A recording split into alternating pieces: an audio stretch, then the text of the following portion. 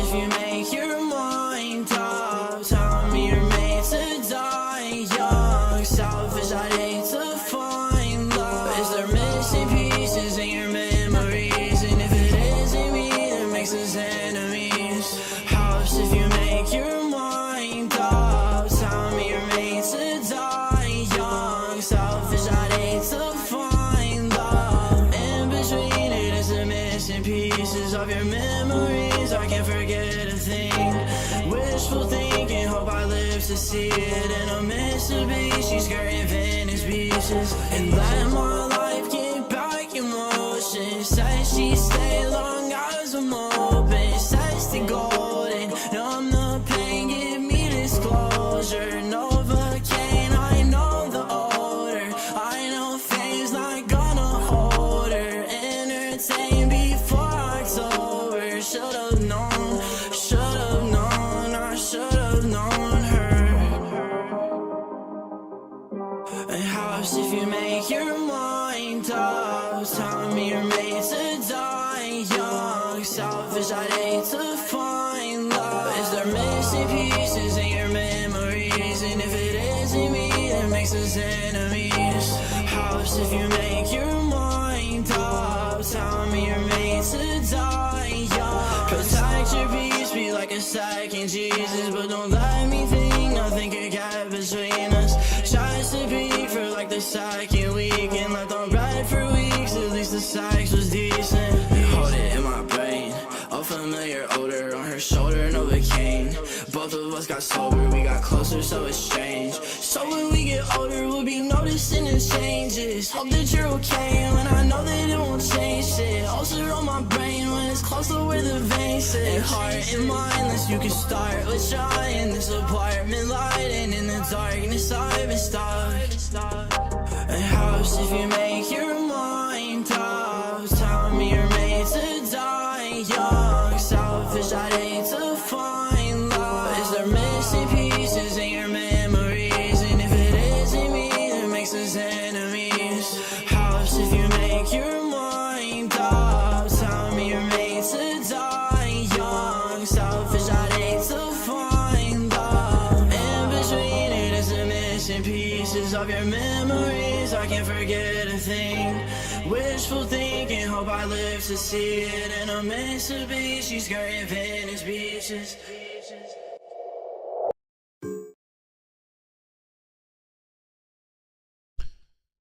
Yo, what's good, everybody? How are y'all doing today?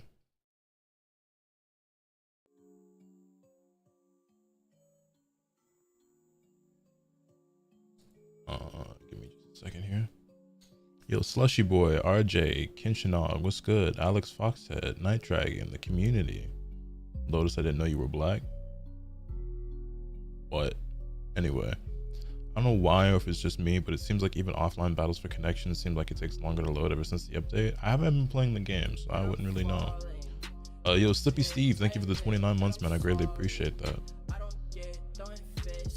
Yo, Mighty Sandwich, Darlington, Asuda, Squire, Nuku, Xenon, what's good? Zay, DSG, Sub-Zero, Tacitus, Nuku, Drizzy, Dr. Senpai, Adamus, Cone, POTUS, Scram, what's good, everybody? Yo, Remix Bro, thank you for the 14 months. You ready for Tekken? I am indeed ready for Tekken. Now, I will not be playing Tekken today or tonight because I pre-ordered the game physically. I got the premium collector's edition, and that won't be here until tomorrow, which is the actual launch day for the game. I didn't reach out to anybody to see if I could get a digital code for the game so that I could play it tonight, and I probably should have done that, but yeah, I don't have the game digitally, so I won't be able to play it tonight. But you should see me playing it tomorrow. So.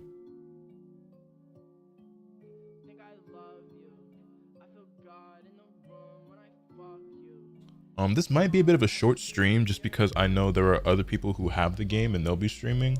And if I'm honest, I'm really looking forward to seeing everybody playing the game. So we'll be live for a couple hours, but you know, when I start seeing a bunch of people go live playing Tekken 8, I might end so that I can watch them.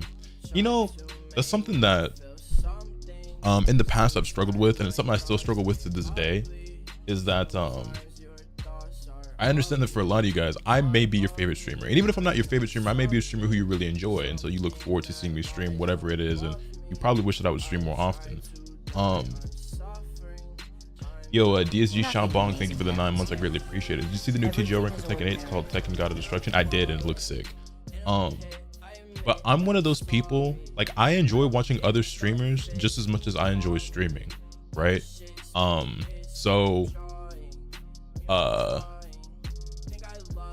There are a lot of days or a lot of times where I don't stream because I want to watch somebody else stream.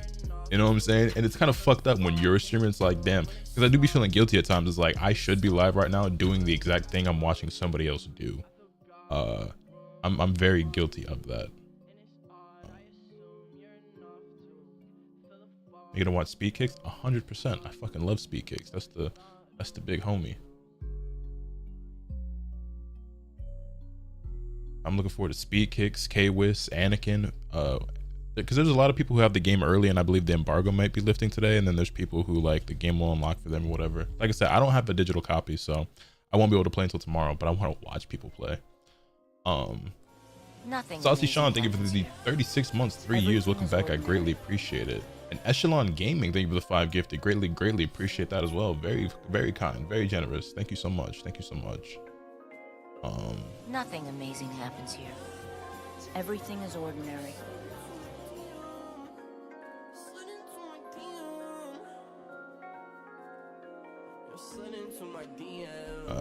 Nothing amazing happens here. Anyway, the plan for today is to play a little bit of Storm Connections, but before we get into that, I actually have a couple of videos I want to watch if you guys don't mind. I think Kayla said he's at the UK launch party today and streaming it tonight. Oh, cool.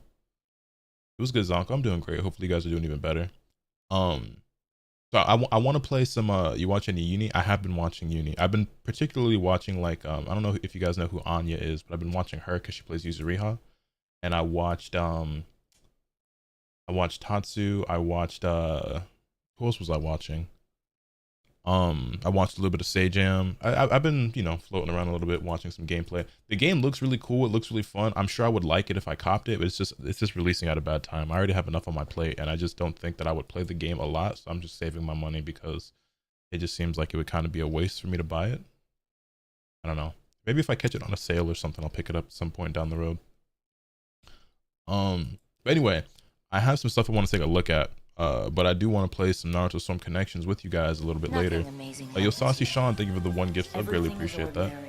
But there's a video, y'all know the homie Omega, right? Omega dropped a video on his Omega Pro Plus channel about a week ago.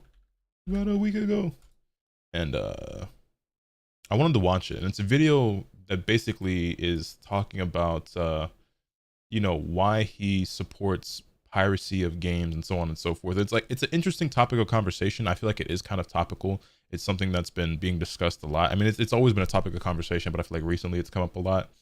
And no haters gonna hate you. Do you? People will like you. Feel how it's why I stuck around. You inspired me to get up on doing YouTube myself and seeing progression. Yeah, I appreciate that, Echelon. I appreciate that a lot, man. But yeah, Omega made this video talking about piracy and everything like that, and I kind of want to watch it. It's like a 27-minute video. It's 26 and a half, and then we might watch 1 or 2 more videos, and then I'll play some Storm Connections for a bit.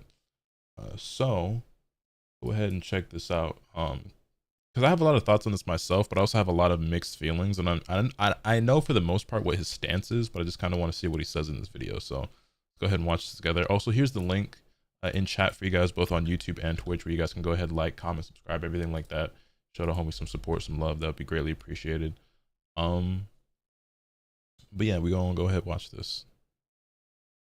What is up, everybody? My name is Omega Pro, and today I'm here to tell you why piracy is actually a good thing. I think piracy is Yeah, I did see actually that a DSG. net I was positive. actually watching I'm going to Sonic stream explain for why. that. I think piracy is morally good. I think it's morally correct. And I don't think there's anything wrong with being a goddamn low down, dirty fucking thief.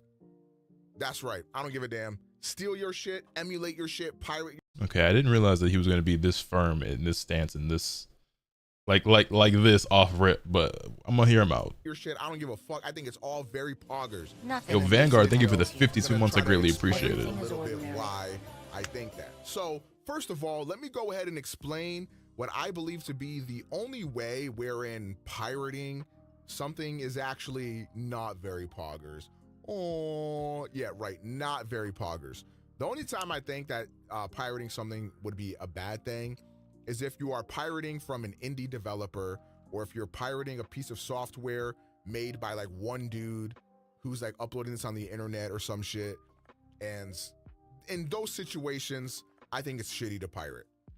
That just is what it is, period. But I don't think that's what most people think of when they think of pirating. I think most people think of pirating as, oh shit, a new Netflix show came out. Well, let me sail the 7th seas and cop that real quick. Oh shit, I kind of want to play Pokemon Emerald. What's that? Pokemon Emerald is $300 on eBay. Bet. I can get a Game Boy Advance emulator in 3 minutes and play that shit right now on like anything, on my phone, on my computer, whatever. So I think that's what most people think of when they think of piracy and stealing shit. And so yeah, we're gonna be operating off of that lens for the majority of this video. Again, think the worst thing you can do with pirating is pirating indie shit or low budget stuff or whatever. That is pretty shitty. But let's go ahead and get onto the emulation conversation, because the reason why I even thought of this to begin with was because I saw this tweet actually that said, what is your take on this? Emulation is piracy. So first of all, that is categorically a false statement. I personally, for the most part, don't really have a big issue with emulation. I emulate things myself. Granted, the majority, I don't know if I've ever emulated a game that I didn't actually own anyway, but from my understanding, it's not illegal to emulate. It's not illegal to own ROMs or anything like that, or to play ROMs. I think it's illegal to like sell ROMs or something like that. But like, emulation itself is not a crime, I'm pretty sure. That being said, like I have Dolphin, I have what's this called, PCSX2 or whatever, like on my computer. You guys have seen me emulate some PlayStation games, and some Game Boy games and stuff like that. But yeah, like I think the idea that emulation itself is a crime is Act of wrong. Emulating something alone is not piracy. That's piracy, or emulation is completely legal. And you can use emulators. That's why emulators exist and why they haven't been taken down yet. What the illegal part is comes from distributing ROMs for free, or even selling them, whatever. Like that is where the illegal shit gets into. It is perfectly legal for you to dump your own ROMs onto your own computer and then use a emulation software to emulate it. So that's first and foremost. If you didn't know that, well, now you know. But I'm gonna even go a step further.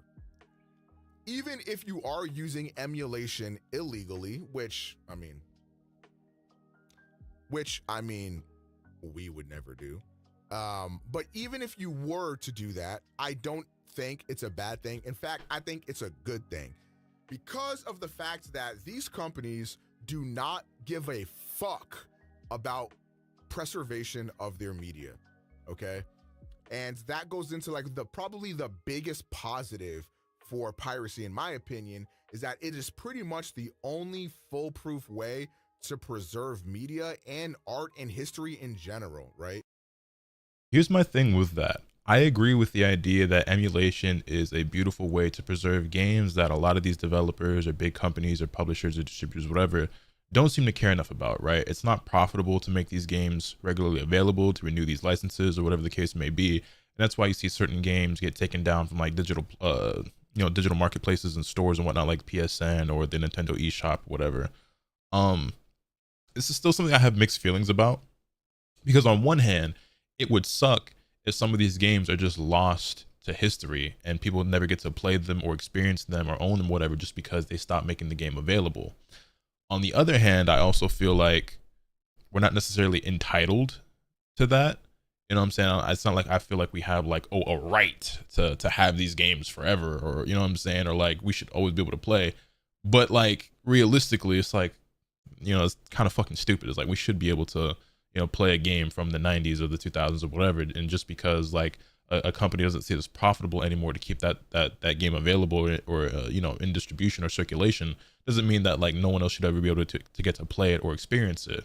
And so like I kind of like, you know, turn a blind eye to emulation of those games or whatever. And there have been games myself that I've emulated. Like I said, I am also a collector of games, and there's a lot of things from my childhood. There are things that I didn't own that I wanted as a child that I've bought and I own on my shelf, whether that's Pokemon games, old Digimon games, things from the Game Boy, the PS2, the Xbox 360, the PS3. There are a ton of games that like I buy that I either owned as a kid and I want to experience again, and I still may or may not emulate it, or games that I never got to play and I just want to own them as part of my collection just because I'm a collector of things like that. Right. But I think I do like the idea of that, like, you know, emulation is great because it allows you to preserve these games that you may or may not otherwise be able to experience, or, you know, whatever the case may be. But I also feel like that is one of those things where it's like, oh, that's how it starts and that's what people are saying. And but then they just kind of use it as an excuse to just steal anything and everything that they want. You know what I mean? And it's like, your stance on that, whether or not that's okay or whatever, like stealing is stealing, however you want to justify it, whatever. I'm not here to have that conversation at this current point as we're watching this video.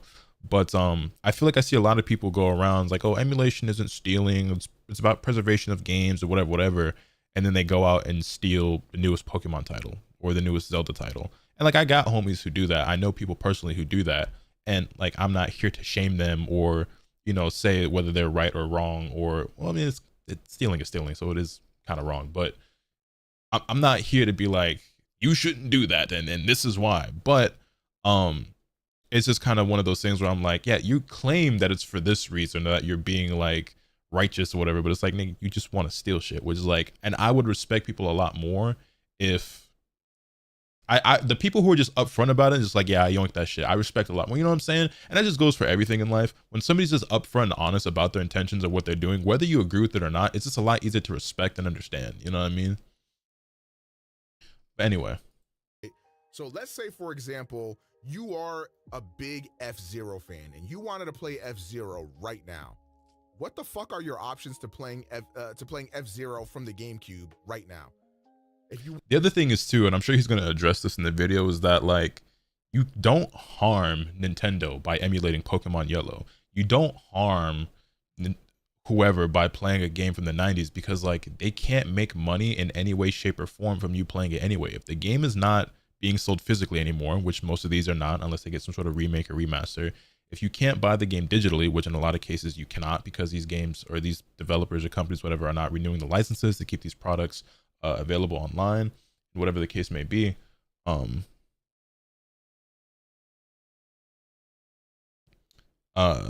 that you have no way of supporting it and giving them your money. So it's like they stand to lose nothing by you emulating it. Sorry, I got a notification on my phone. But yeah, why do custom lobbies have to come right when Tekken releases? Why did do it?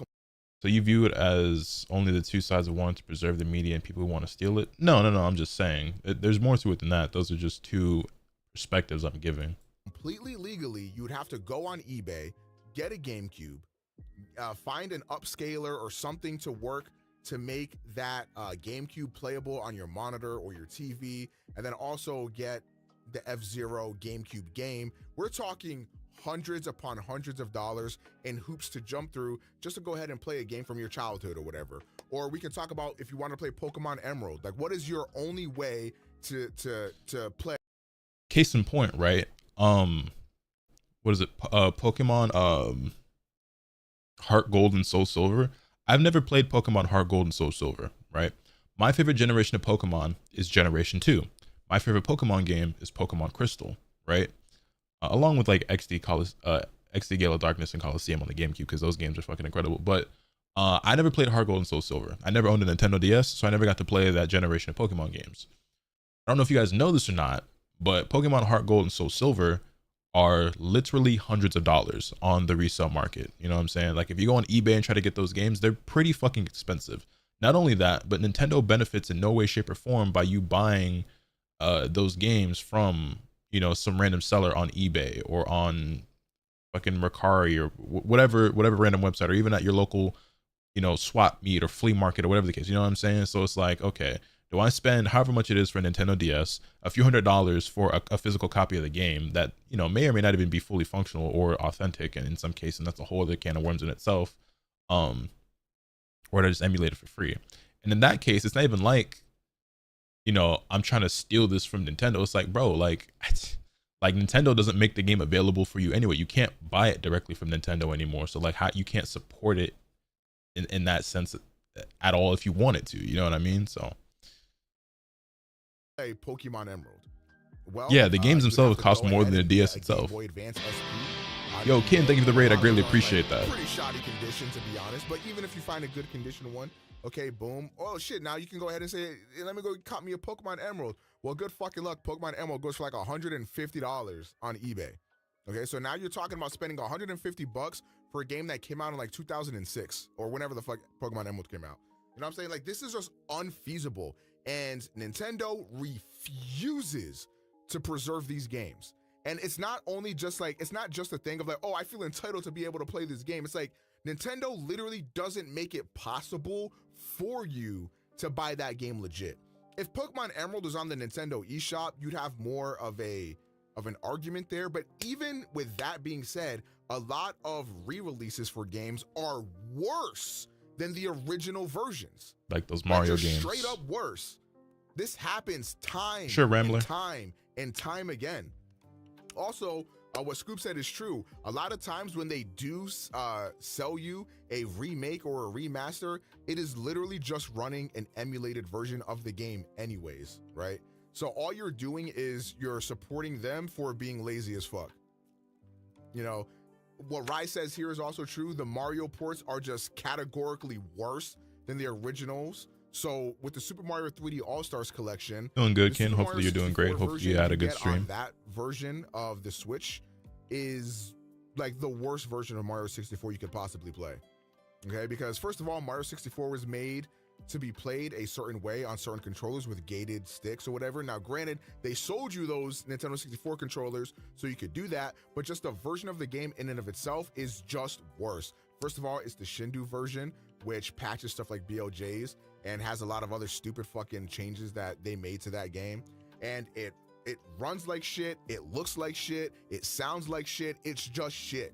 It's literally worse than getting the pirated version of the game for yourself, okay? But going back to the original topic at hand here about video game preservation, like these are games that have, it's almost like, you know, preserving a piece of art, you know, like a painting, right?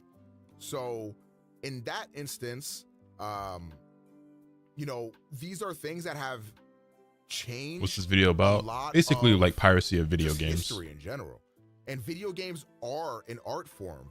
So like, I don't understand why it's like considered to be so different to like preserve art or to preserve video games. Because people will say, oh, like you're not entitled to playing these games. You're not entitled to this, or you're not entitled to that. But it's like, first of all, like, I don't know why we're operating in bad faith as if media, whether it's video games, anime, manga, whatever, TV shows, movies, as if these aren't like the primary way that we consume stuff in like our current day and age. Okay.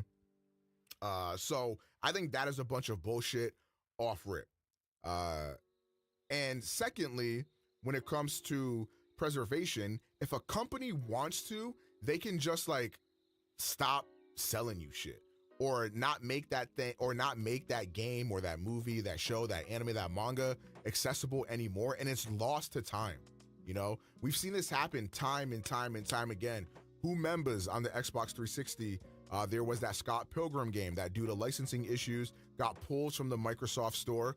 And now like you could never play that game again. And so they finally re-released it like what, over a decade later or some shit. And now you can finally fucking play the game again. Right. But we see this happen with anime, manga, again, TV shows, movies. all the shit can just vanish and it becomes lost media. And I will be sucks. playing Like, Persona, those other piracy games, is, like, maybe the later down the only line. way to get unironic. Also, yeah, the same thing happened with Marvel vs. Capcom at one preservation point. out of our media. So that is like the number one reason that I think. As a matter of we fact, should- isn't Super Smash Bros. Melee an example of this? Because Melee, I'm pretty sure, is like a $100+ game, like on the aftermarket, right? Is there any legal way to like buy and play Melee like in a modern fashion? Like you have to emulate that shit or like use one of the, you know what I'm saying? I don't play Melee, so I don't know. Like I know what Slippy is and everything like that, but I don't know like what the terminology or like what you call it shit. But like, you know what I'm saying? There's no like official avenue to like play Melee now. It's like, it's one of those things where like your options are, you know, whatever that shit is, like whatever the terminology would be for what you want to call that software or whatever. Should be pro piracy. Another reason why I think we should be pro piracy is because if you're buying anything digitally, you don't own a fucking thing. The fact that you spend JJK game is a major $70 skip on a for me. PS5 game, and that PS5 game is only like a license that allows you to access that game as long as Sony sees fit, that is the problem. Because you are not owning anything physically. You don't have any rights to that thing. And at any moment, Sony can decide that you no longer have access to that thing. Whether they... This may come as a shock to some of you guys, but I love collecting physical media. I love actually owning my products. ban your account and you lose the hundreds or thousands of dollars you spent on games, or whether that game ends up getting pulled. Hello, PT. Granted, that was free. But Oh, really? Didn't know. Couldn't tell. Examples of this. Yeah, I know. Like, I know it might be a bit no of a longer have surprise to some of access you it guys, anymore. but The only way to have access to PT, which at this point has become a real moment in like video game fucking history. You know, like the majority of games or media that I own physically were given to me. Typically, outside of like PC, like if I buy a game on Steam, obviously that's digital, but like all my console games for the most part I own physically. Like Naruto, like I have it physically. Like I bought Persona 5 Strikers because I want to play that on my own time at some point. I bought that physically. Like I picked up the Nier game because I never played Nier before, and I picked that up physically. These are just things I have sitting on my desk right now. But like anything that I typically buy for console, I buy it physically. Obviously I buy and collect a shit ton of manga. I have a ton of anime Blu-rays and shit like that. And part of that is because I'm a fucking hoarder who has no self-control. But I just like it, you know, it makes me happy to be able to have a tangible product, to see it, to hold it, to feel it, you know what I mean? It also makes my office look really cool and stuff. But it's really convenient to own digital things. But like he said, there's the chance, the risk that you run where at some point this thing gets taken off of the service, or you can't stream this anymore, and you just don't own these things, right? It can be taken away from you at any moment. Now, likewise, you could say, oh, but like with physical stuff, like your disc could snap, or you could lose everything in a fire, or whatever the case may be, right? But I'm a lot more comfortable with taking that risk than with them just like this online infrastructure just collapsing, or things just getting pulled from wherever it needs to no longer have access to it anymore. You know what I mean? I do like the convenience of having games digitally. It is nice that if I want to turn on my PlayStation, I don't have to swap out the discs sometimes, and I can just, like with Dragon Ball FighterZ, right? I own DBFZ physically, but like the copy that's installed on my console is just like the digital version. I can just turn that on and just, you know, select the game or whatever. But if I want to play 2K, if I want to play Naruto, I got to swap the discs out. But to me, that's really not that big of a deal. I bought the disc version of the PS5 for a reason. I'm going to use it, right? But I know for some people, like, swapping out discs is just a pain in the ass at this point. Like, it's just mundane. It's just a trivial thing. It's like, bro, I just want to be able to boop, boop, boop, boop, and start whatever game. But I don't know. PT is a milestone in video game history. And the only way that PT can ever be preserved is through piracy. So fuck that bullshit. If you're not even gonna, if even giving you money doesn't grant me ownership of the thing, then go to hell. I'm gonna steal it. Like if you do not make your content easily consumable for me, then I will just steal it. Fuck off. I don't owe you shit. You don't owe me shit. I will gladly give you money if you let me, but you got me fucked up 10 ways to hell. If you That's another thing too, is that again, like I got shit that I emulate. I've 9 times out of 10, damn near everybody in this chat, whether you're on YouTube or Twitch, has pirated something. I'm somebody that, like, if you make it possible for me to support you by legal avenues, I will do that. I pay for Crunchyroll. I paid for Verve. I pay for the Shonen Jump app. I pay for League Pass, for NBA League Pass. You know what I'm saying? I have YouTube Premium. I pay for Spotify Premium. And like, granted, I understand that everybody can afford this, right? But I'm in a position to where I can. So, you know what I'm saying? I buy my manga, I buy my games and everything like that. If you make it accessible, if you make it available, I will happily, as a proper citizen, pay for that product or service. But I understand the idea, like, but nigga, if you don't, well, what the fuck else am I supposed to do? You think I'm finna subscribe to Netflix, Hulu, HBO, Paramount, Crunchyroll, Funimation? If you think I'm gonna subscribe to all this shit, fuck off. You're getting robbed, nigga. You're getting robbed.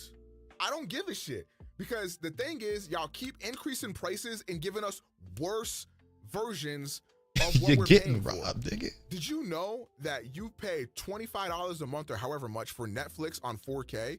And if you watch Netflix on your computer, you can't even get it in 4K. The only way to watch Netflix in 4K on a PC is through the Microsoft Edge web browser. If you watch on Google Chrome, nigga, why? That's so fucking dumb. you're not getting 4K. And shit, even if you watch on a television set, the streaming quality is so subpar and the bitrate is so low, you're not getting 4K.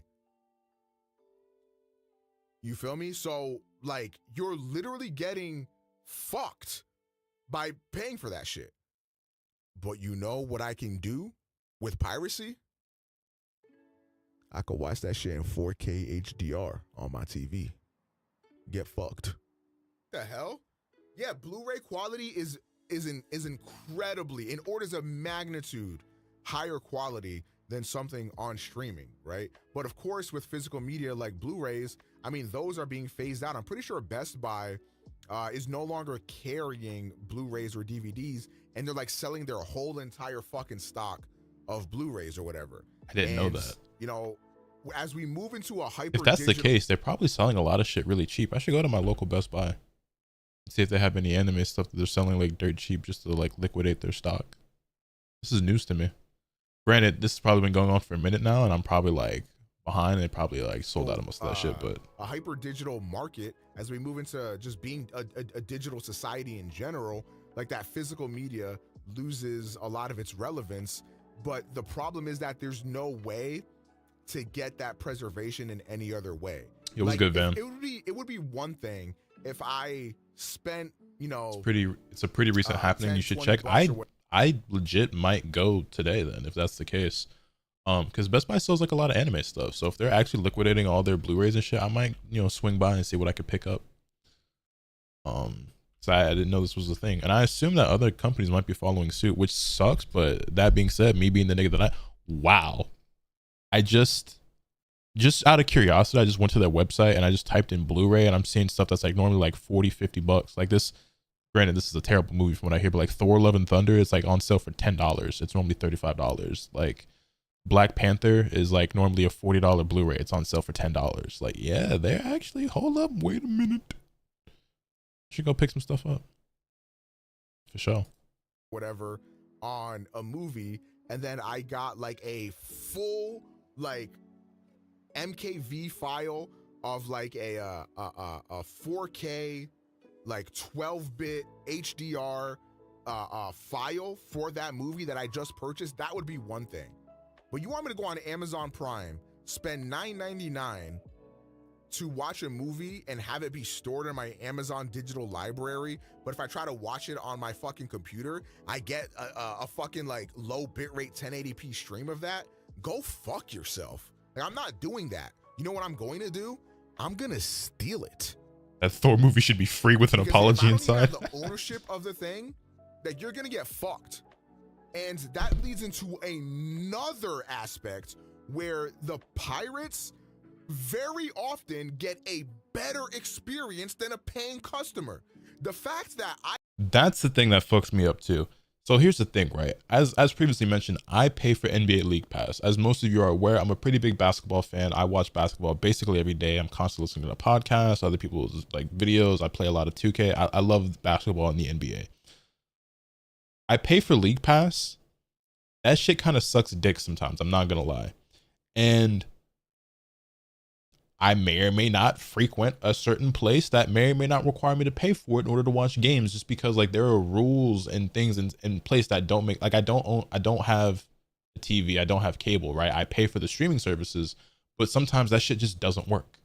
You know what I mean? Like sometimes it just doesn't work, whether it's because like it's not loading, it's buffering, it's freezing, the quality is not streaming at high enough, whatever the case may be, or like certain games are like they're saying that I can't watch it because I live in this area, whatever the case may be. It's like I pay for this shit.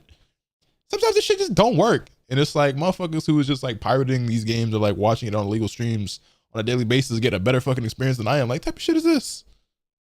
I can give Netflix $25 a month to get 4K HDR streaming.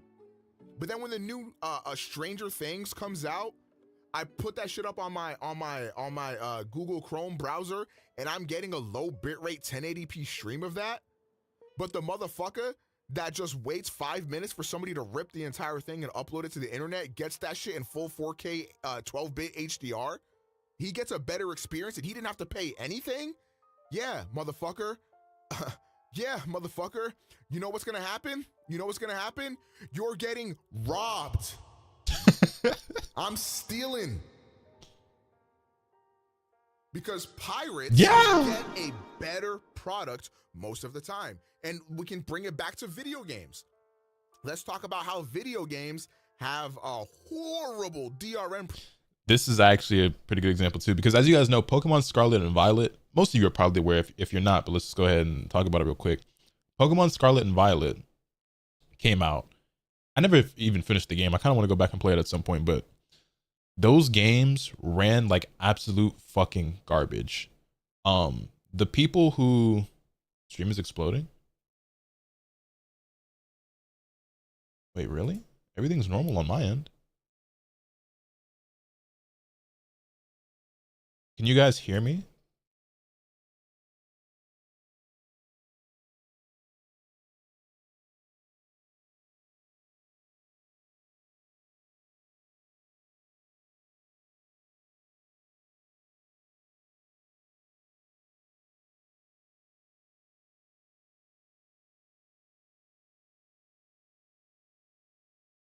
Hello? Stream?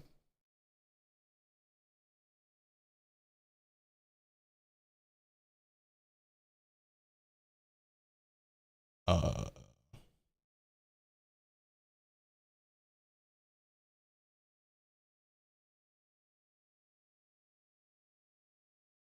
for anyone who can see or hear me, I will be right back.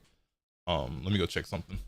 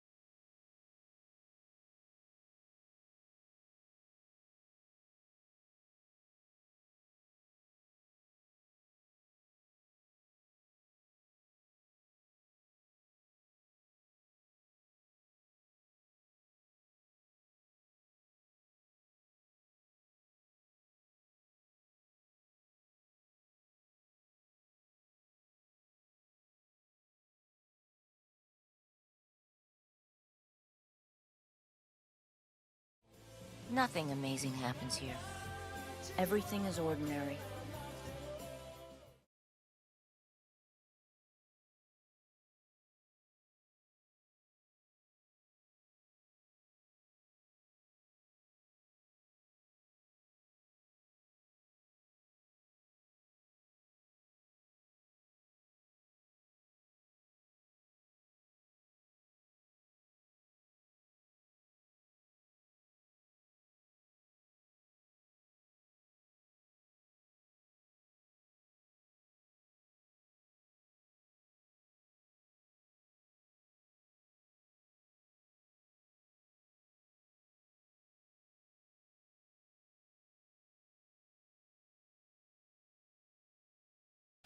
Okay, I'm back. Anyway, can you guys see and hear me? Are we okay? I don't know. I think there was a slight hiccup, but I think everything's back to normal now.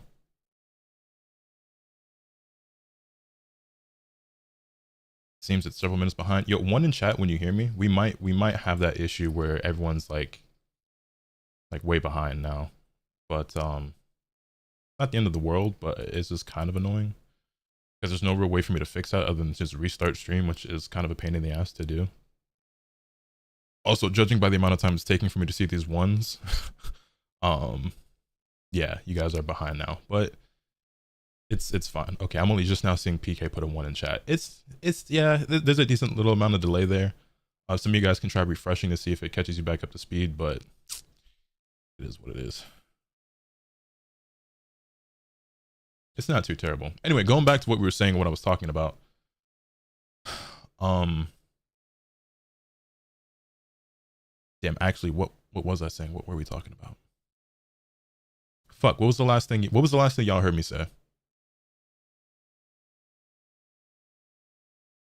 Before we started exploding and shit. Oh yeah, Pokemon Scarlet and Violet. Those games came out and they ran like shit, and the people who were like pirating them had a better experience because the game looked and ran better. Not looked better, it wasn't by a huge margin, but it looked noticeably better, and like they ran a lot better. And it was just like, so the people who pay for the product are getting a worse experience than the people who stole it. It's just kind of backwards, you know? Practices, especially PC gamers. What up, my PC gamers? How many times does having a DRM... Hey, yo, Axize, thank you so much for the raid, homie. I greatly appreciate that. Welcome everyone to the Village Head and the Flowers. I'm Lotus Asakura, the one who never knows best. Hanakage, Hanagakure. Hope you had a great stream, homie. I heard you actually going to LCQ, so I'm wishing you the best of luck. Would love to see you out there competing and everything. I don't know exactly how the stream is working for that shit. Also, will I be able to stream the LCQ? Because I don't know what time it starts, but I have a date that night, but we'll see. But regardless, man, seeing you tear it up lately, and hope to see you continue to fuck people up in DBFZ, man. But I appreciate you. For those of you who are tuning in, my name is Lotus. Gonna be playing some Naruto Storm Connections later. I played a variety of fighting games and a lot of NBA 2K lately, but right now we're watching this video about video game piracy from my homie Omega. But yeah, come in and enjoy the stream. Make the game run poorly. I forgot what games it were. I think there was like 2 or 3 games that came out last year that used this this thing is borderline a software or a virus, but they use this de novo anti-piracy DRM thing in their games, and it tanks the performance. It was so bad they had to remove it from the game because it was making the game run bad for people buying the game. That happened in another game recently, didn't it? Buy a fucking $70 game. Okay? Buy a $70 game. I'm glad you enjoyed it, Primera. And have it run worse than the guy that stole it for free because the modders removed de novo from the goddamn video game. Get the fuck out of here. You deserve to be robbed. And this is coming from somebody who doesn't even steal video games. If I want a video game, I just buy it. It's easier for me to justify that because if I buy a video game, 1, it's a tax write-off, and 2, I make money off of it regardless if the game fucking sucks anyways, because I get to stream that shit. So for me, it sounds like someone who doesn't know how anti-piracy software works, because yeah, de novo is trash, but a lot of those releases have correlating evidence that says the ports were just bad.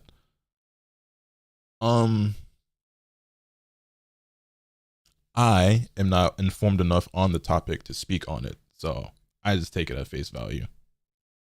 I don't have any problem pirating something, but to the average consumer, I don't know why you wouldn't be a fucking thief, especially because again, the games that you pirate end up... You ever make more money off a game that sucks ass than an actual good game?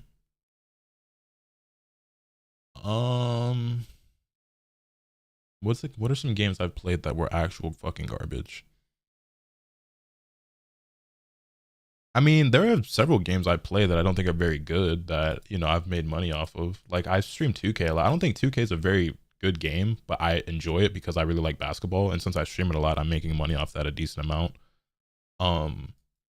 I mean, shit, Storm Connections, you know, when I first dropped, I made my money back off the edition I bought. I don't think that game's good either. I mean, like, yeah. I mean, more often than not, any game I play on stream or in a YouTube video, I'm typically going to make my money off of it if I play it, like, at least twice. Running better a lot of the time. Somebody in the chat actually left a Also, yeah, comment there's no about other how do I option feel for about, basketball when it comes to pirating 2K. games just because it runs better on an Jump emulator. Jump Force is fucking awful. I definitely made more money off Jump Force than I spent on it. I got Jump Force for free. That was given to me by Bandai. So yeah. For example, every fucking Switch game imaginable. Did you know that Breath of the Wild can be played at 4K, 60 FPS? That is a possibility.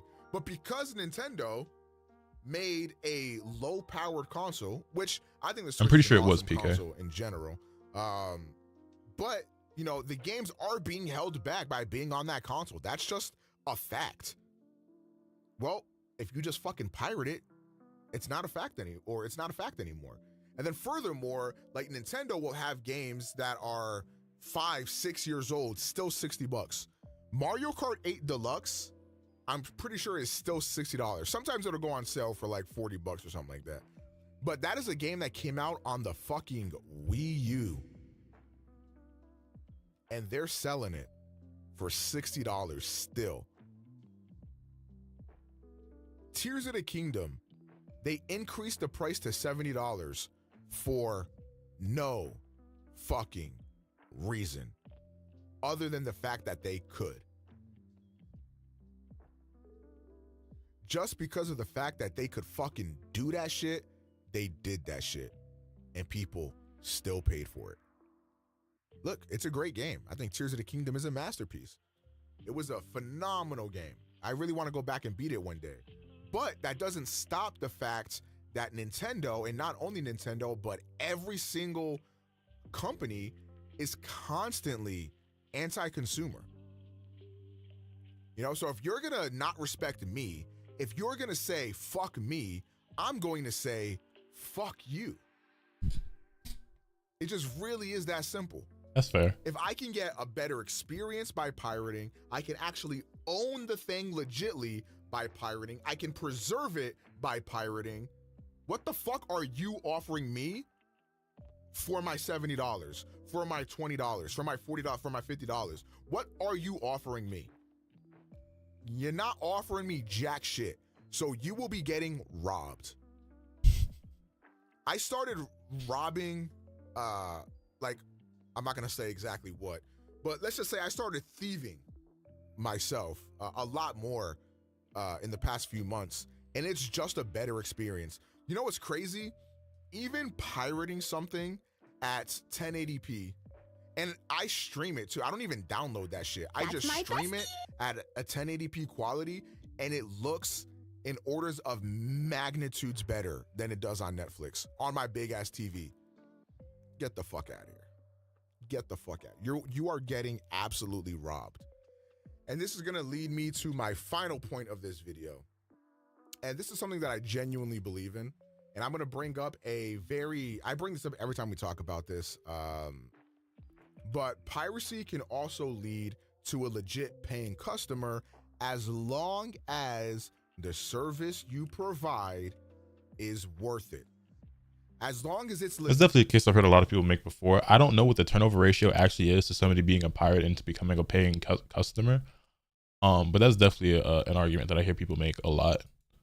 And I mean, it's fair because in a lot of cases, it's like, hey man, I don't have the money to buy this. If I did, I would spend it, but I ain't got it. And then eventually, you know, you might have it and then you spend it. But yeah, I would love to see what the numbers are behind something like that. A good service, it's going to be successful. Let's talk about how the music industry. Wait, stream is dying again? What's going on?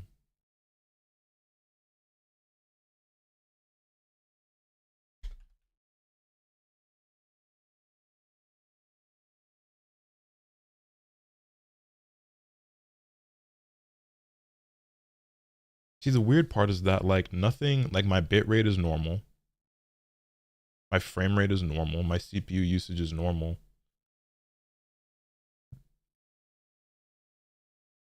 Neither Twitch nor OBS tells me that there's anything wrong right now, so that's really weird. Is the YouTube stream okay? It might just be something on Twitch's end then. But that's also weird because you guys said you clicked on someone else's stream and there was no issue. I don't know. I don't fucking know, man. All but eliminated piracy. Because that is how you fucking do it.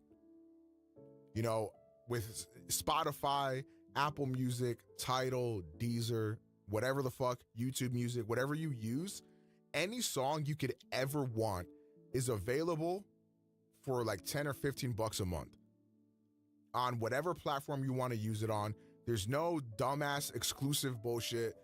And if there is, it's not usually like super exclusive for a long time or whatever the fuck.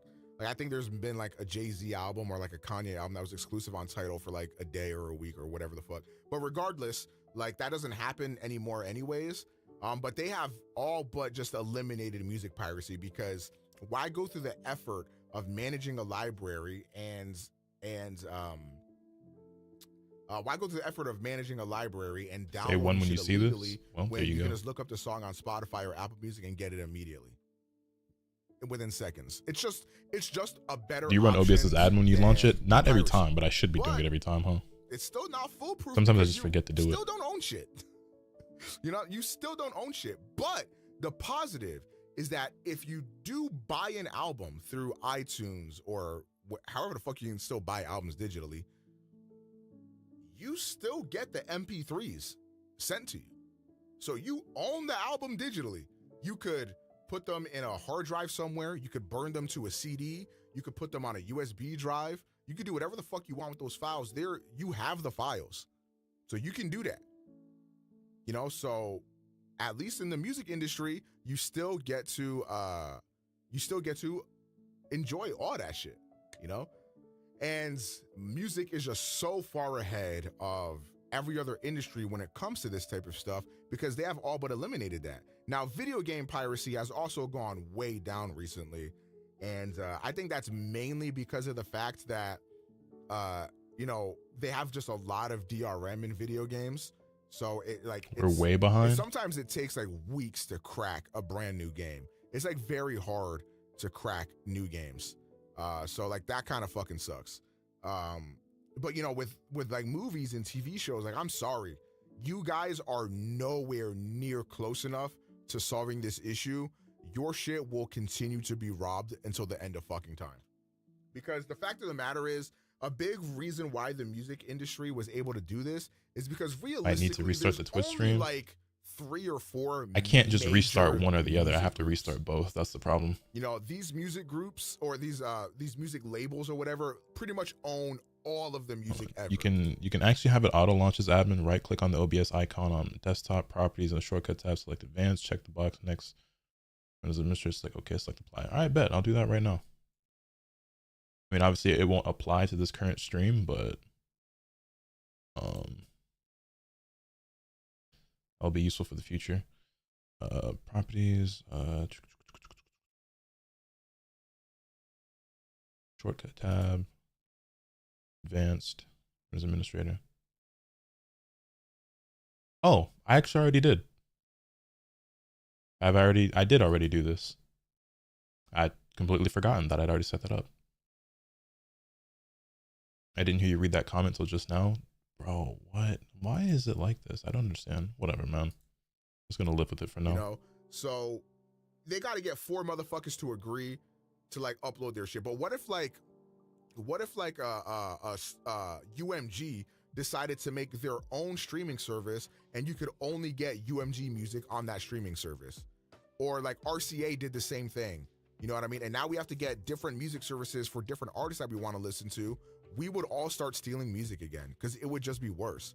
I'm not paying for multiple music streaming services, so that way I can get a Drake album on this one, a Travis Scott album on this one, a fucking U2 album on that one. Like, I will just start stealing it, you know? And because there's so many, there's so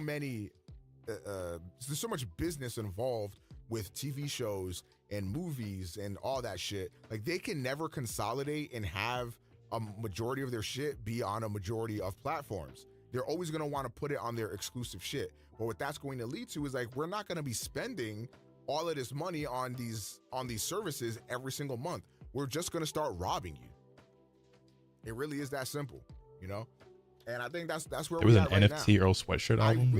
I genuinely cannot think of a single downside to pirating shit, because any downside that could happen via piracy, I think, is just largely on the creator itself for doing that, right? So like, let's say, for example, a movie or a TV show comes out, but all of its success comes from like piracy or some shit.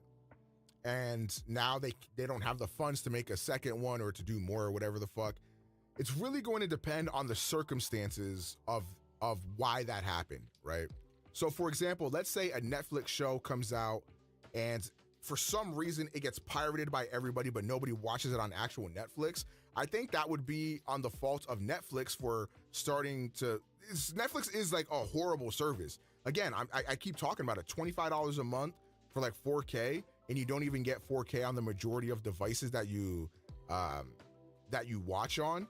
So like, if something launches on there, it's Netflix's fault for fumbling. Got Hulu, Funimation, and YouTube Premium. That's already $50. And now that I think about it, how much money am I spending on subscription services? Probably a lot. So I have Crunchyroll, I have NBA League Pass, I have Spotify Premium, I have the Shonen Jump app. See, on one hand, I think I have canceled a lot of my services, because I canceled my Netflix, I canceled my Funimation, I had Hulu, I canceled that. I also have to pay for my subscription services to my editing software. So like, I paid, what is it, $20 a month for my Adobe software. And then after that, am I forgetting anything? I can't remember what else.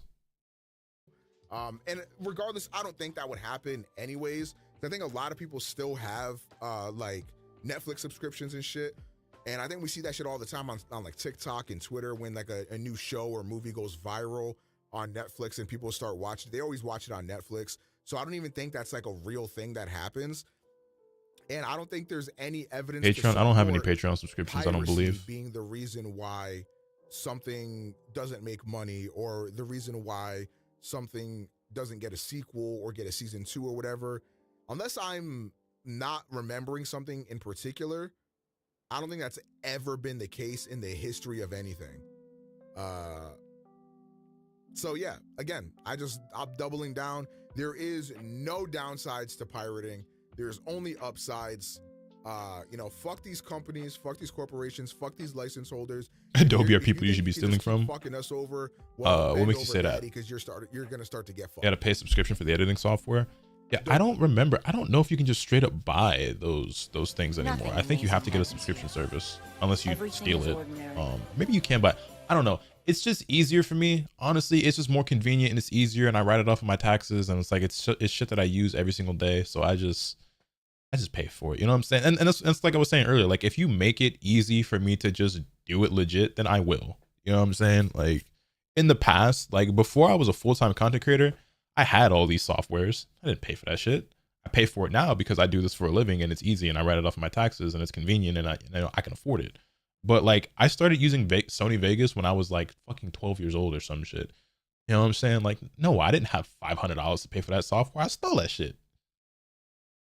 Yo, the Loyal Fool, thank you for the 2 months. I really appreciate it. And Scrim, thank you for the gifts. I really appreciate that as well. Everything is what's good, Cyril? Shows or movies on illegal websites count as piracy? Bro, yes. Yes. Absolutely it does. You're not paying for it and you're still watching it, you know. But yeah, anyways, that is my video on piracy being poggers actually. So shout out to piracy. Sail the 7 seas, except I would never. You know, everything I said in this video was absolutely satirical in nature.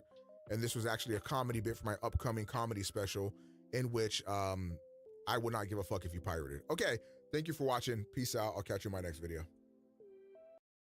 Oh yeah, then I also have like my Twitch subscriptions. There are obviously several people I'm subscribed to on Twitch. I don't have a ton of recurring Twitch subscriptions. Like typically when I subscribe to somebody, I'll just do it for a month or whatever.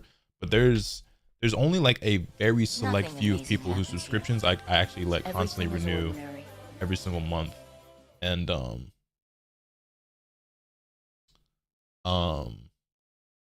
Yeah, like the other thing too is that like in a lot of streams, like whenever I talk in a stream, because I'm just somebody who's known, one of the privileges I get is that a lot of times people just give me a sub.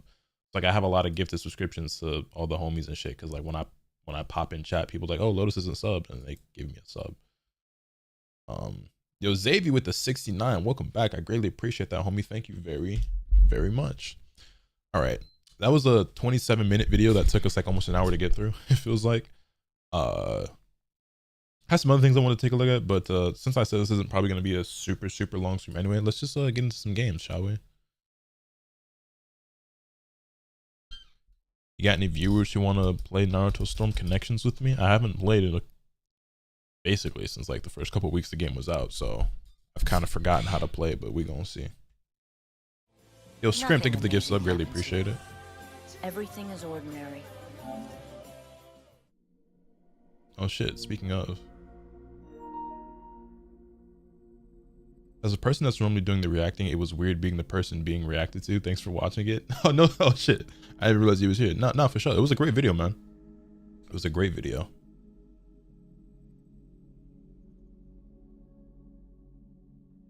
You have other videos I want to take a look at. Also, I'm definitely yoinking some of the stuff. Your Omega Pro Plus channel, not gonna lie, that's just definitely the wave. Omega Pro Plus might be better than Omega Pro. I ain't gonna lie. I want to do like that Pokemon tier list you did. I want to do that too, or not tier list, but like the, you know, picking all your favorite Pokemon. Like I want to do that shit. I want to do the ranking the Persona intros and shit. Like you definitely got some stuff I want to steal. About to pirate your content real quick. You feel me? Just use sample controls. Fuck no, baby. Pokemon shit was mad fun. It looked fun.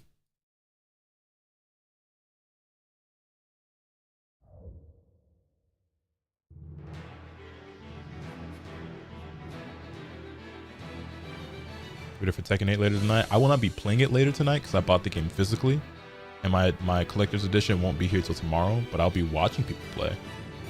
Me being very excited to watch people stream the game is why I'm not going to be streaming all day today.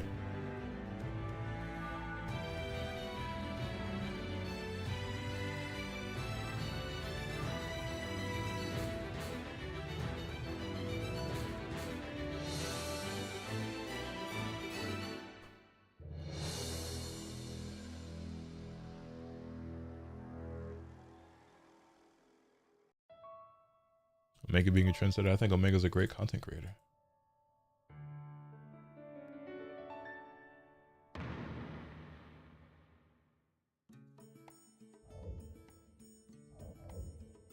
Can I ask about a hair care routine, Lotus? Just a video or site you use or something? My biggest recommendation would be just to keep your hair moisturized, especially if you have long curly hair like I do. Somehow YouTube is behind Twitch now. How does that work? It was good, distro. YouTubers who have a backup VOD / long rank videos, hold on, scroll up. They don't care about the algorithm for is top 2 channels in the business move. Well, honestly, it's just what you don't know, probably just as somebody who's probably not a YouTuber, is that actually right now the algorithm favors long form content. So longer videos, as long as the retention is good, is actually the meta right now. And that's why I started making longer videos. If you guys notice, like I haven't been uploading a ton lately. Like my last couple videos aren't super long, but you guys would typically see like my sweet spot for videos was around 20-ish minutes, but it's very common for me at this point to upload 30-40 minute videos. And I even had like that 5-hour video I uploaded with Dotto and shit. And you'll probably notice that some of your favorite creators are also doing like 40-minute to hour-long videos, maybe even 2-hour long. Because that's what the algorithm is pushing right now. That being said, the video I uploaded last night is doing like okay, but not great. Because it's a pretty long video and the retention on it isn't incredible. It's actually, it's a video that's longer than my normal stuff and the retention is slightly lower. So, but it just goes to show, it proves my point, and we ain't gonna speak on this for too long. You guys know how I've been talking about, and if you watch the video and actually listen to it all the way through, you know I talked about this and mentioned this, but that video has a lot of comments. But because my average viewer duration and my retention on that video is so low, that just proves to me that the vast majority of people who are leaving comments and talking down there and arguing and debating or giving their opinion did not listen to the full video or to the majority of what I had to say.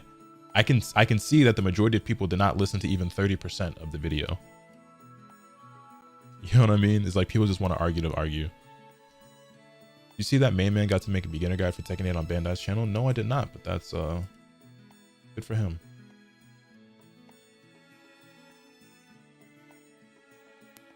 Is there a reason behind that? A reason behind what?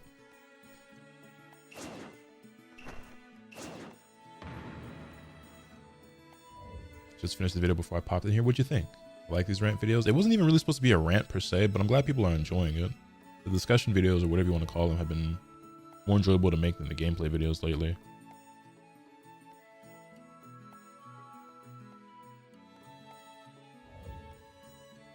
It's gonna be the first Tekken I play. I'm cooked. You'll be fine.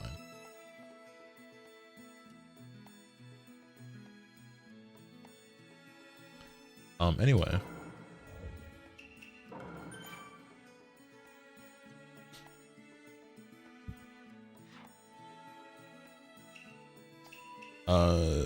We might even do a couple tournaments if y'all are down.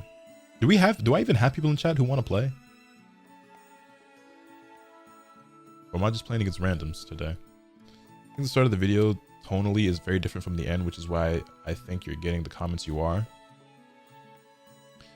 I agree, right? Because there was no real structure to that video, and I'm just kind of like rambling and talking and going on these different tangents, and like I bring a lot of stuff back around or whatever, but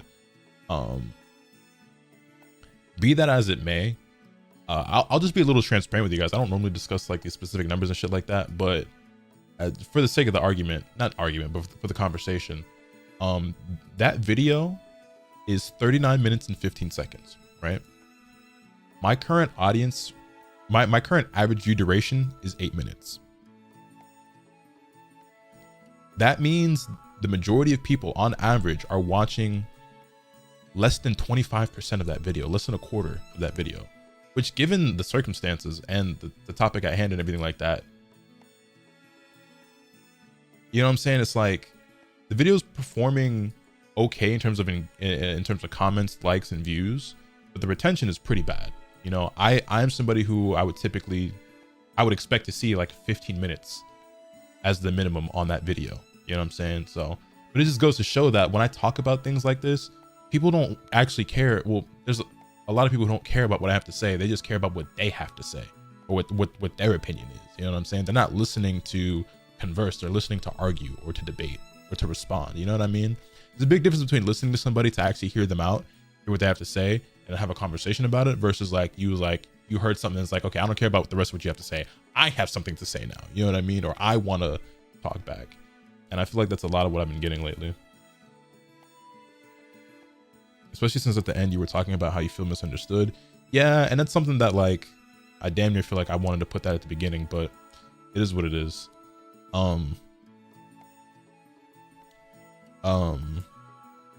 was something else I was gonna say on that note. Damn, hold on, I drew a blank. Damn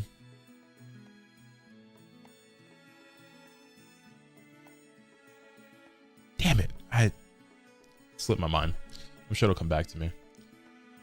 Or like if they 2x speed, will it count the 60 minutes as 8? So that's something to this day. I've always wondered that myself, and I don't know. I've never found an answer to that. If somebody watches the video on 2x speed, which I wouldn't blame them, I'd be surprised because I already talk pretty fast. And if I can listen to myself on 2x speed, I don't think most people can't listen to me on 1x speed, let alone 2. But I used to watch YouTube videos on 2x speed all the time. I don't very much these days, almost ever actually anymore, but I used to do it a lot. Yo, Ronan, thank you for the 5 gifted. I greatly appreciate it. Nothing amazing happens here. Everything is ordinary.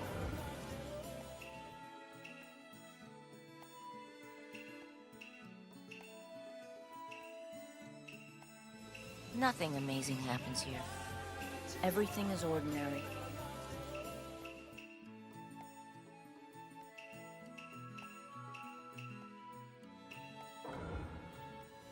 Nothing amazing. Yo, last Rona, thank you for the gift sub as well. Everything all right, lobby's ordinary. up. If anybody wants to join, here you go. Does it take long to find players? I don't know. It's my first time playing in months. We gonna see how it go.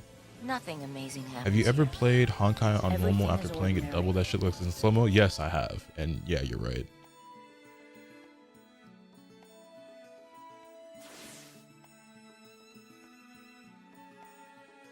Lobbies might crash. We'll see. Nothing amazing happens. Yo, last here. Ronin, thank you for another gift Everything sub. is ordinary. They brought up private matches. Indeed, they did. Indeed, they did. There's no timer on this, right? So I can wait for people to file in. Hey, there we go. All right, let's get it. Oh, I lost my spot. What fuck? Well, y'all can go ahead and run it. It's fine. Wait, no, because I think I set it to... Yeah, I set it so that player one stays on so that I could keep playing against you guys, which honestly, maybe I shouldn't just do that anyway. Maybe we should just have it rotate regardless. Well, I'll let you guys pick. Should I make it so that, because I don't know if people necessarily care about playing against me specifically, because like in DBFZ, like it was always about, you know, you guys wanted to play against me. I don't know, in this, are y'all down to just have it free for all, just whoever wins stays on? Or do y'all want to play against me specifically? It doesn't matter to me either way. But yeah. A gay for AOC, thank you for the gift sub. Greatly appreciate that. And Saris the Menace, thank you for the 18 months, greatly appreciate it. I fall into the category of somebody that it takes something like bum ass nigga different than your assumption. At one point I had more female friends and it took getting used to language like that as I got more male friends. Fair. Here, I'll put up a poll in the Twitch chat.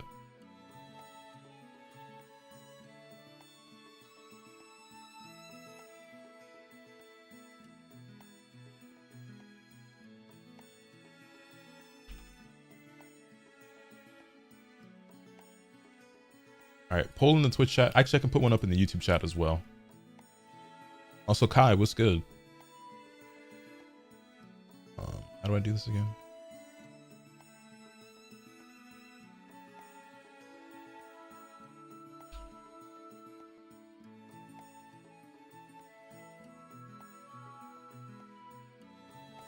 Nothing amazing happens here.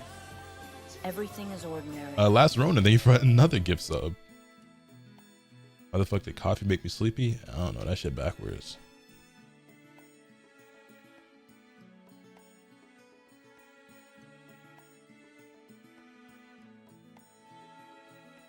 Also, Van, I just now saw your message that you need to message me about something later. For sure, man. I'll be here.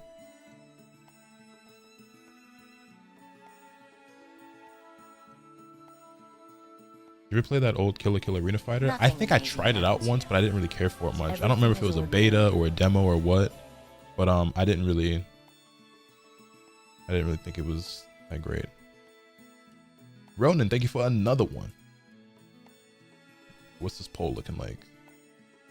YouTube is saying that it should be Lotus stays on, but what is Twitch saying? Nothing amazing happens here.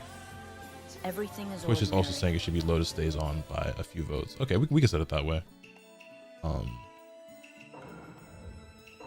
which case I should have just left it how I had it. Well, no, because I got kicked off the top spot, so I had to remake it anyway. I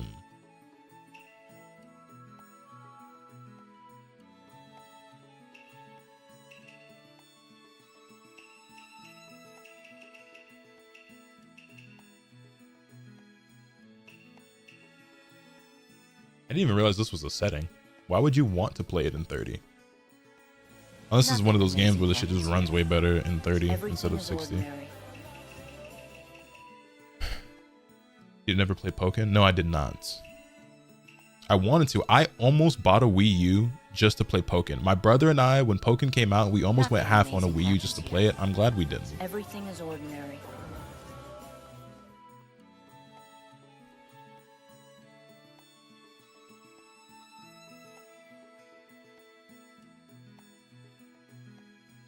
It's basically a crossplay setting because PS4. Oh, is that right?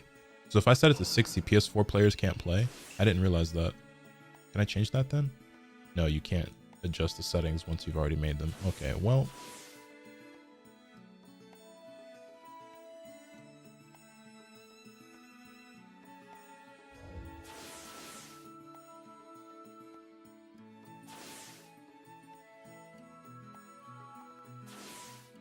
It's on the Switch now? Yeah, I know, but I still never ended up picking it up.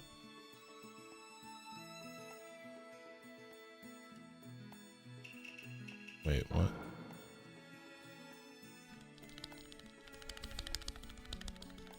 Why is it not? I was already readied up and now it's saying that I'm not, and now it's not. Well, sounds about Storm connections. These lobbies are not very functional, huh? I'm hitting square. It's not letting me ready up.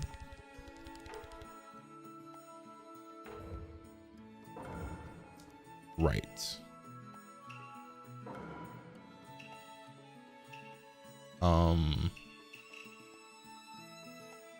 Can you guys ready up Shattered and Silver? Will it let you guys ready up against each other? Lobbies get broken after 4 people. And let them play. Ready, at least let them ready up. We'll see if they actually get to play.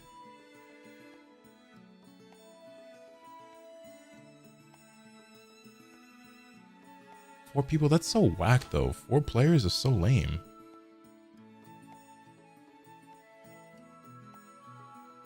All the more reason why this might be a shorter stream, because it don't look like this shit gonna work anyway.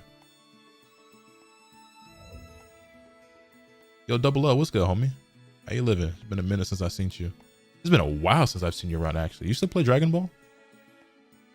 And if not, what are you up to these days? Yeah, I did not. Okay, we're gonna have to do this one more again. That's mad lame, though. Instead of the 4. Nothing amazing happens here. Everything is ordinary.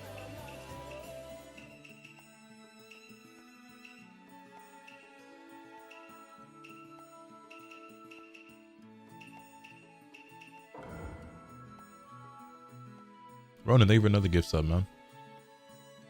Might come back and take this game seriously now. What, Storm Connections? Play DBZ, I'm getting ready for Bombs BBB for show, for show. That's what's up, that's what's up. Glad to hear it. Nothing amazing. Yo, Ronan, thank you for the happens gift here. sub. Greatly appreciate it. Everything is ordinary.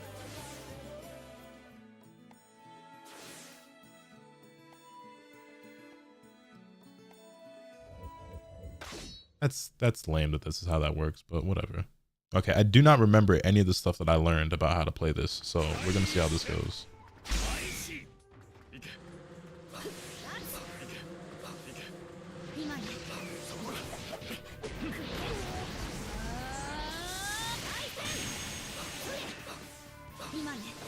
Nothing amazing happens here. Everything is ordinary.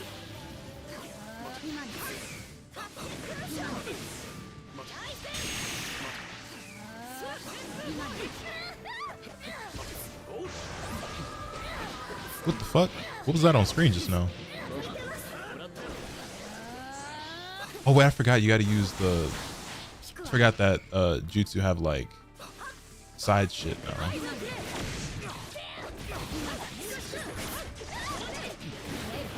Why did I substitute way up there?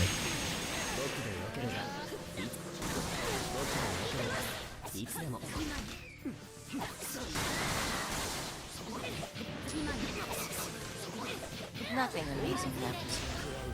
I'm toast. Everything is ordinary. Not toast.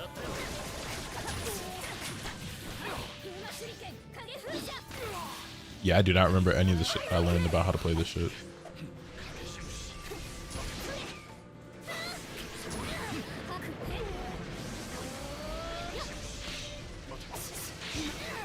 Oh fuck.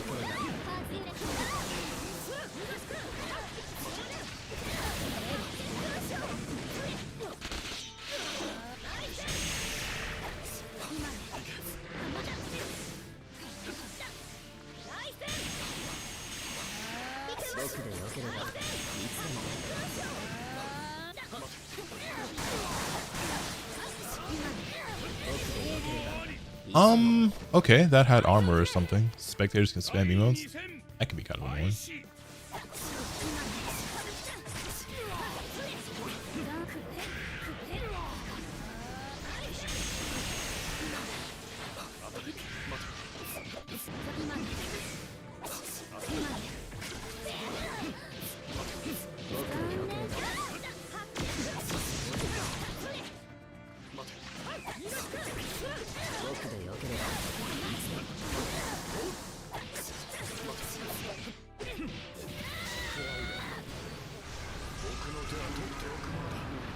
All due to have super armor? Right, I forgot about that. One of my least favorite parts about the gameplay of this game. I think Connections might have the best gameplay of any Storm game, except for Jutsu armor.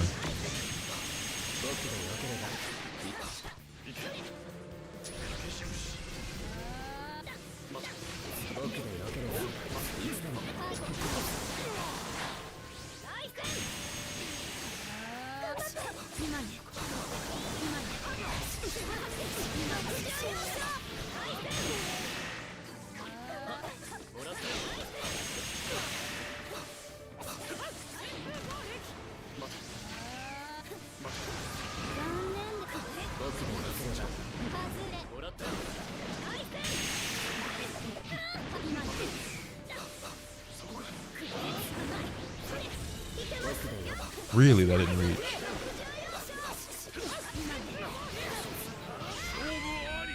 Huh.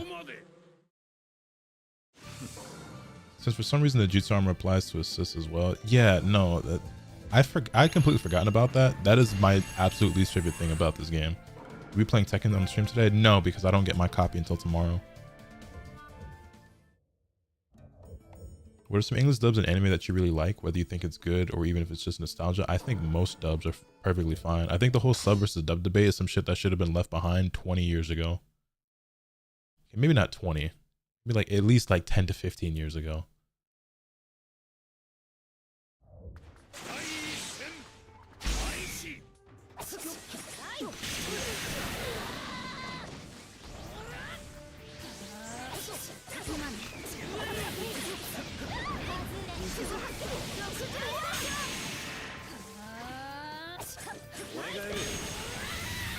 Okay.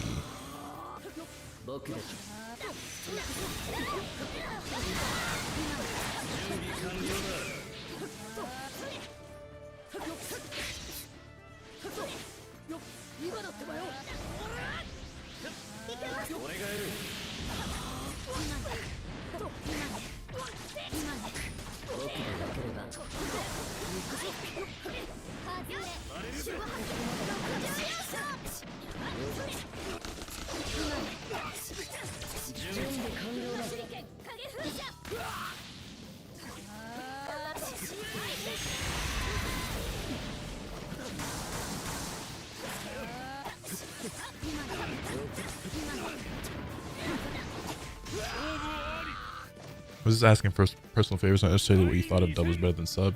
No, I know, but I'm just saying, like, I think pretty much every dub is good. Like, I can name you way more shows that have a good dub than shows that have a bad one. So, like, I don't really have much of an opinion on the question, like on the topic. I guess if I had to pick like a favorite,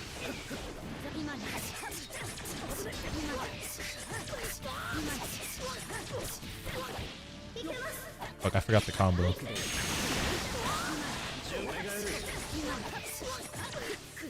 Fuck, that's not it.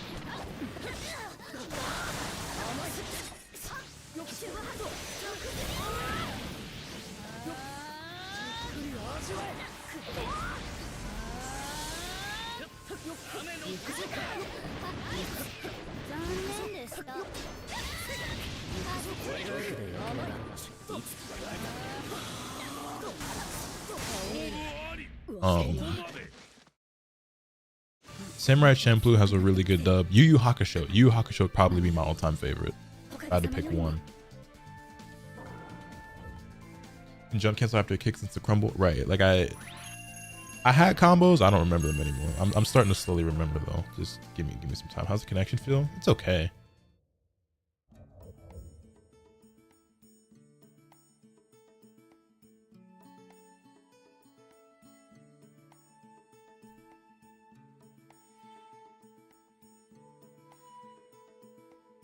Wait, how am I already fighting Silver again before other homie? Netcode absolute trash. It's not absolute trash, but it's not great.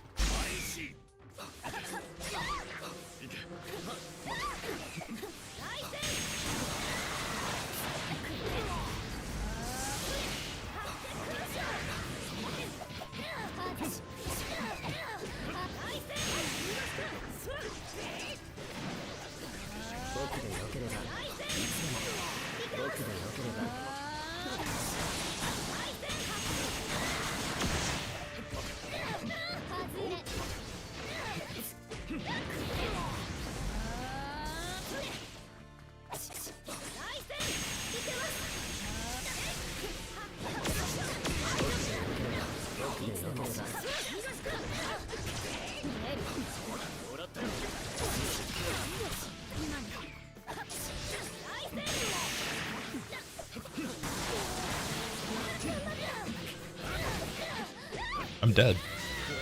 Oh, I'm not. Why? Why did she flip? Why did she flip after I subbed?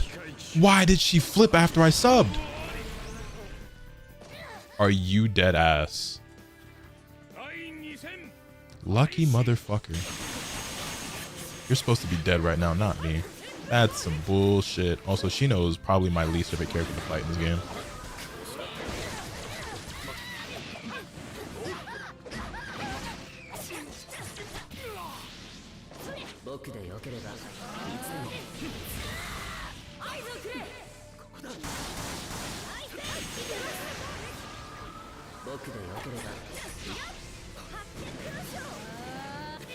Wow, that jutsu's got crazy range.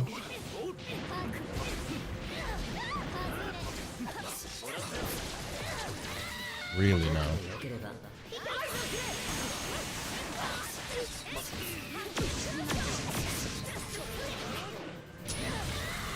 How did that not activate? Come on now.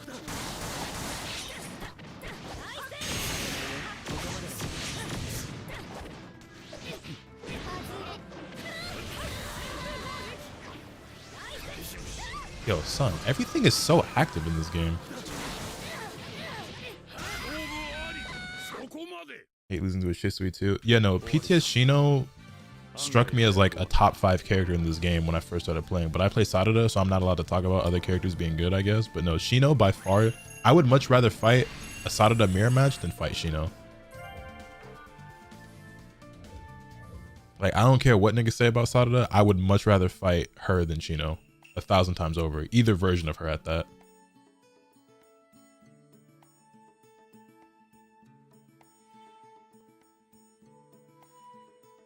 PTS Shino the best support in the game. I believe it. Yo, what's good, Playco?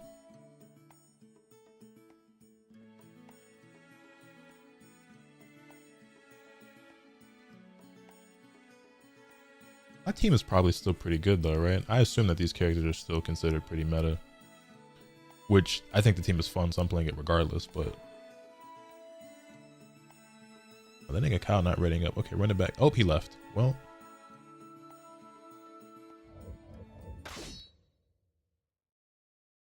Gonna watch you have fun on Tekken 8 tomorrow. That's the plan. That's the plan. Is the game finally decent to get now? Debatable.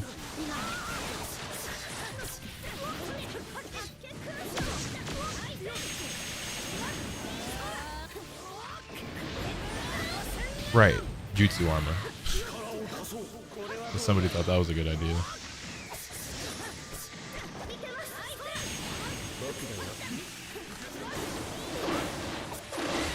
Damn, everything is so active in this game.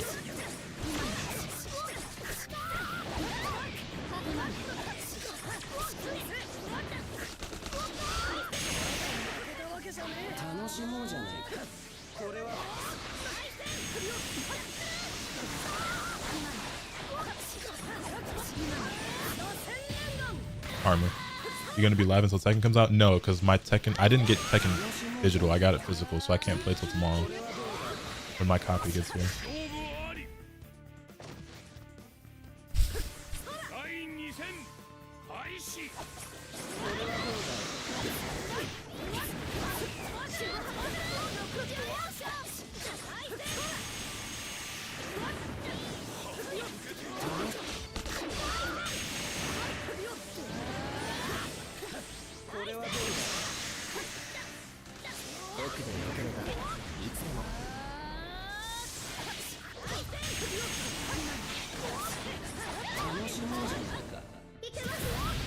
Oh wow, you didn't sub that? You get the collector's edition of Tekken? I did, so I should have an unboxing video for it tomorrow. How's the My Hero game now? I haven't played in months. The Ultra Rumble, I haven't played it in months either. But Eunice just asked me if I'd play with her, so I'll probably play it again soon.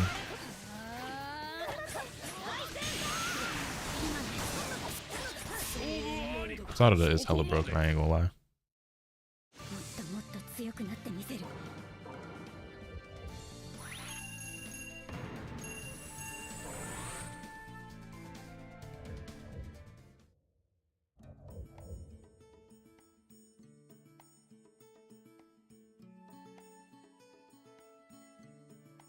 I guess what we'll do... See, this is so lame. There's only 4 players. I can only have 3 other people in here at a time. Like, I want to get matches in with as many people as possible. I guess I'll just, like, remove people after we've already played together. So Kyle, we already played. Hikari, we just played. Okay, now if 2 more people would like to jump in, you're welcome to. I guess we'll just have to do it like this.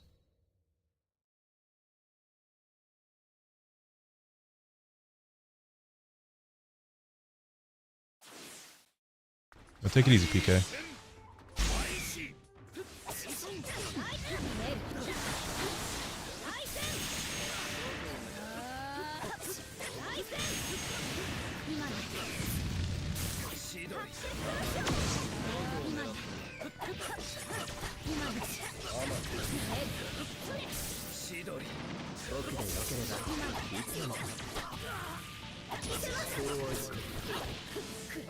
Fuck.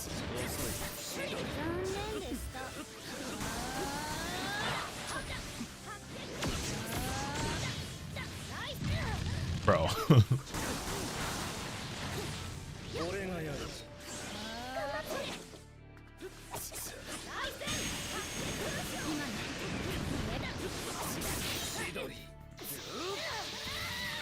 You don't have 3 people in the lobby. So you can have a lobby with 8 people, but if you do it with 8 people, then the lobby breaks. But if you set it to 4, it actually works.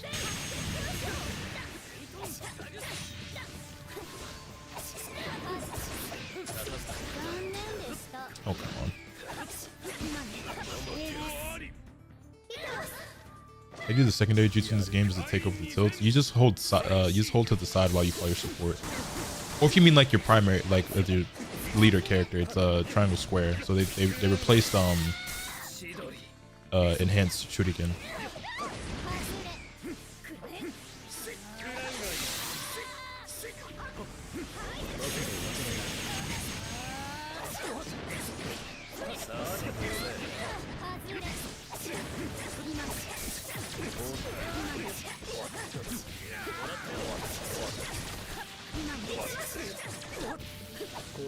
Fuck.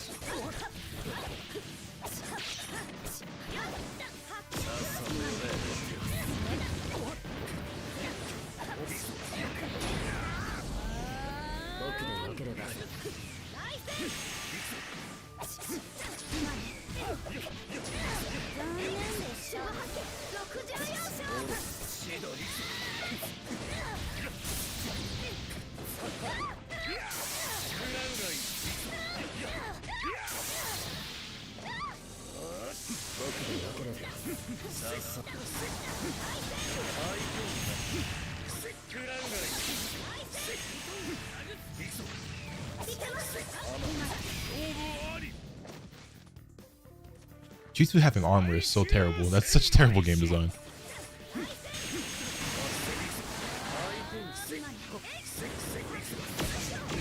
I had forgotten all about that shit.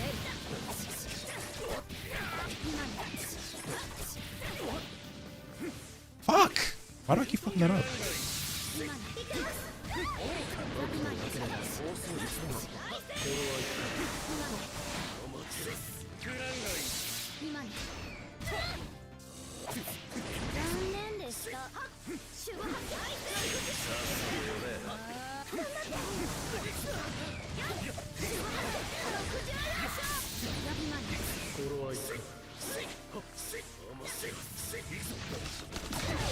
Oh, come on.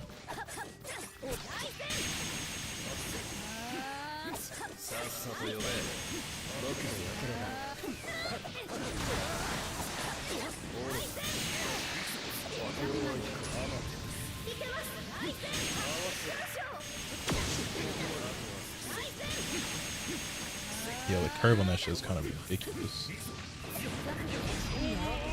Yo, I don't think I've ever seen anybody sidestep that much in a game before. I feel like 80% of the match was him side dashing.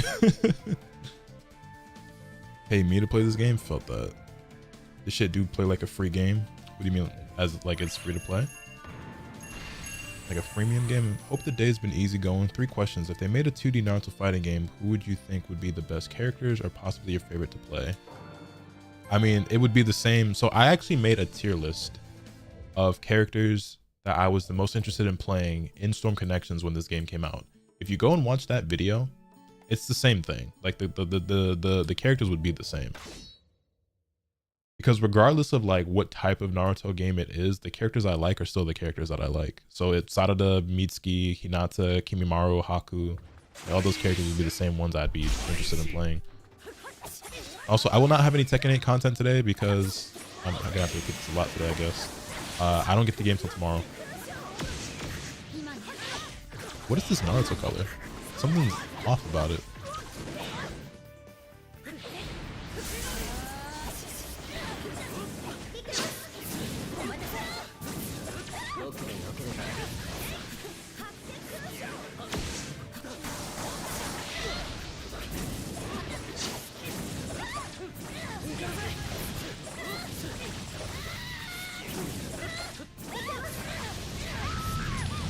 Thanks, Hinata. Thanks for the support, or lack thereof, I guess. Oh, this nigga be on this game. I see.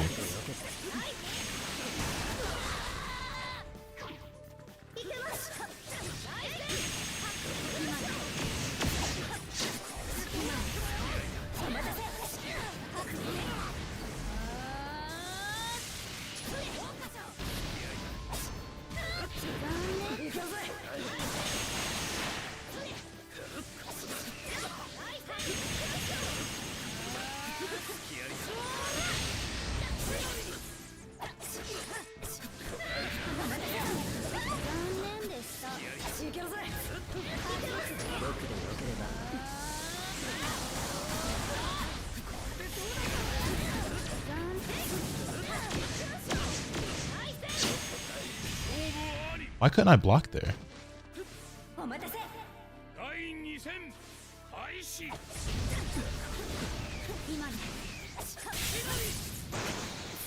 Jutsu armor.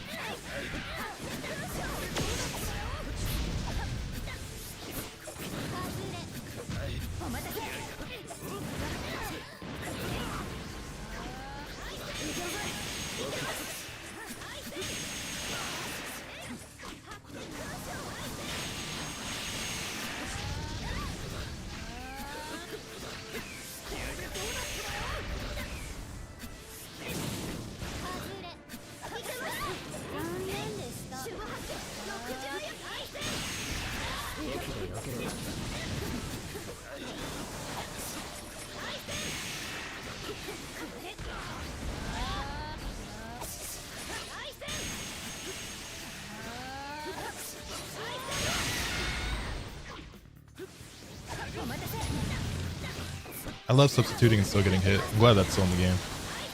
Truly a classic.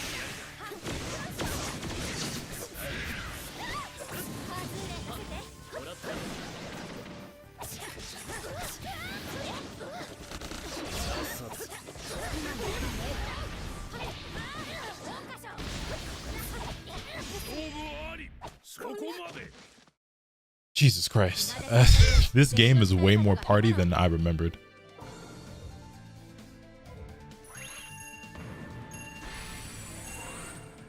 I don't remember how to do shit that I was doing before. Nothing amazing happens here. Everything is ordinary. What do you mean party? I just mean like you just like the game is very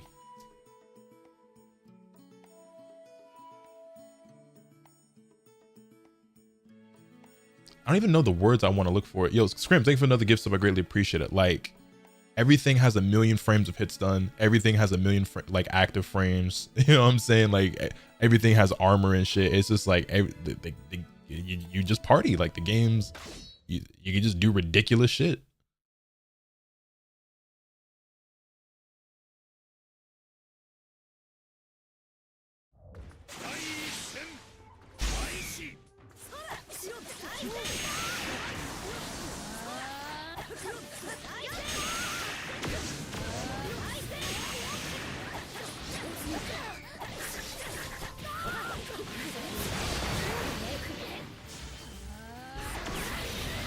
Damn, that shit was fast.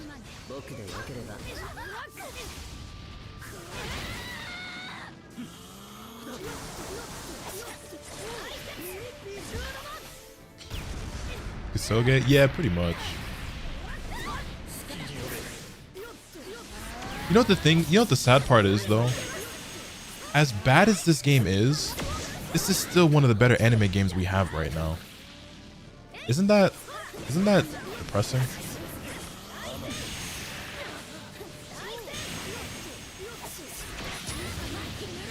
Whoops, didn't do that.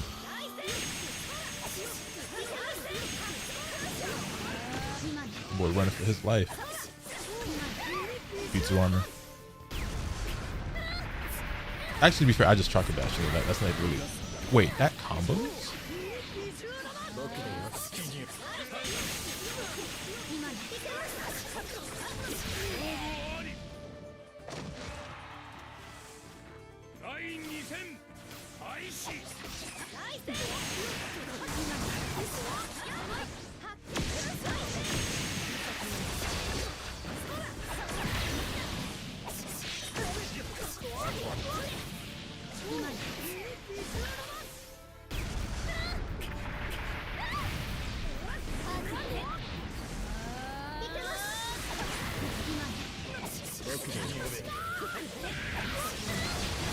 Oh, come on. Oh, come on. That's another thing, too. Being able to call support while getting hit. That shit is stupid.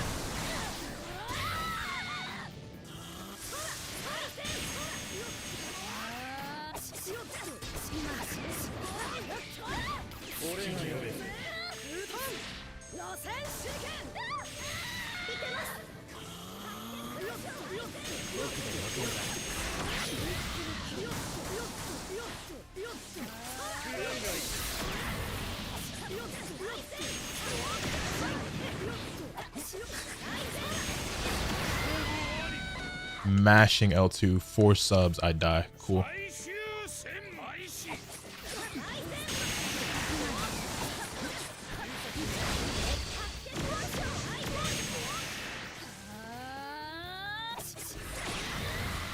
Jutsu armor. Jutsu armor.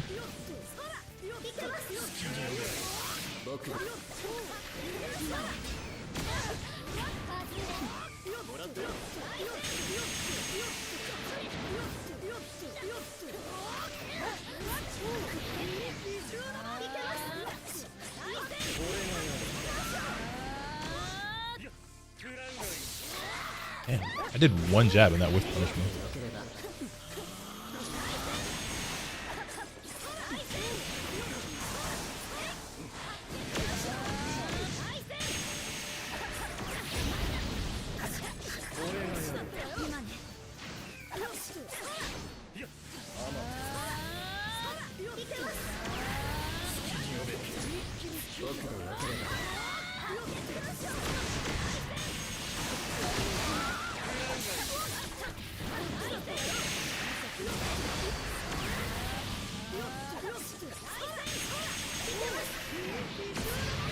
Holy shit.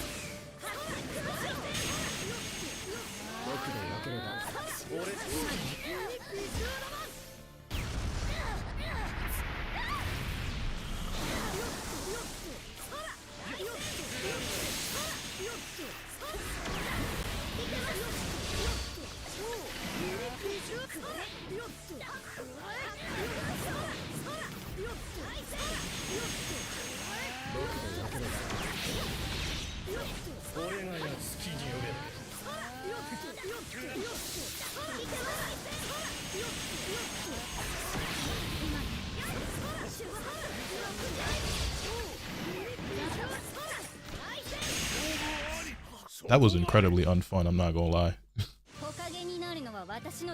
Naruto over here fucking with the bitrate. Did they, probably not, but did they fix some of the jutsu in this game that like literally make the game lag, like Ashra's support jutsu and shit?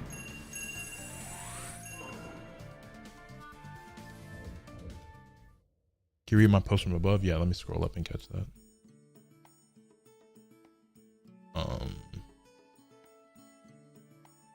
They high-key changed nothing. I'm not surprised. I just thought I'd ask.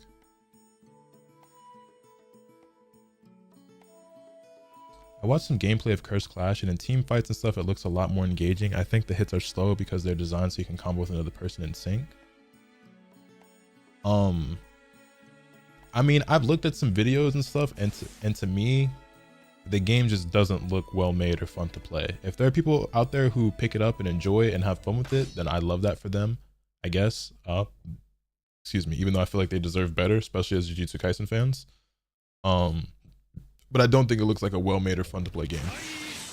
The gameplay definitely does not look like it's for me at all.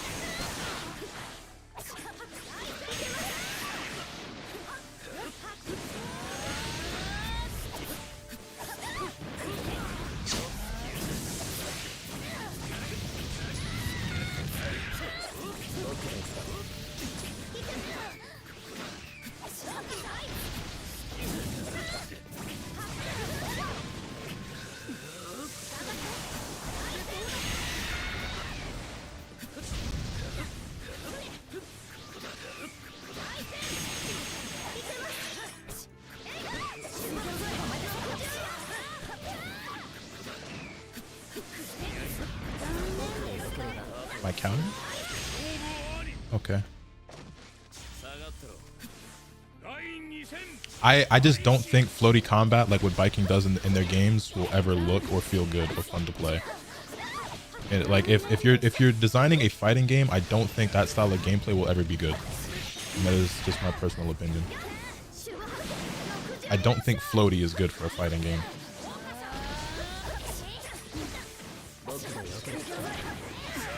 Like even Storm compared to some other games can feel a tiny bit floaty, but this is like the limit to me. You playing Tekken 8 today? I don't get my copy till tomorrow.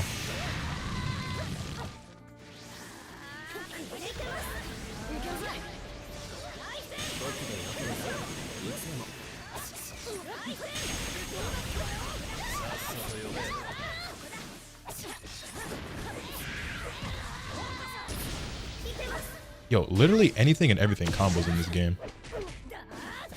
Like if it's kind of crazy because like if you think some shit can combo, it probably does. Like if the question is, does this combo into this? The answer is probably yes.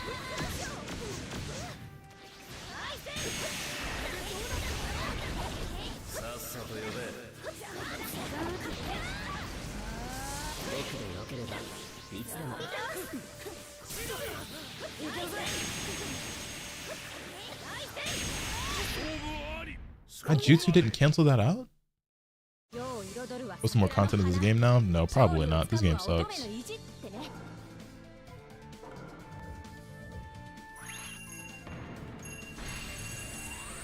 They fumbled, which I expected, but I was just really desperate for a Naruto game, so I gave it a shot, but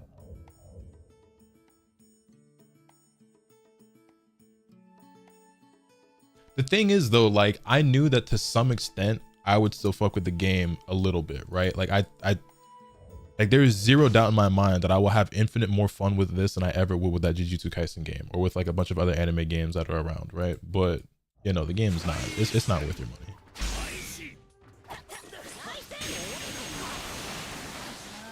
They did a horrible job. And for something that's supposed to be like a celebration of like the Naruto anniversary, it's don't waste your money.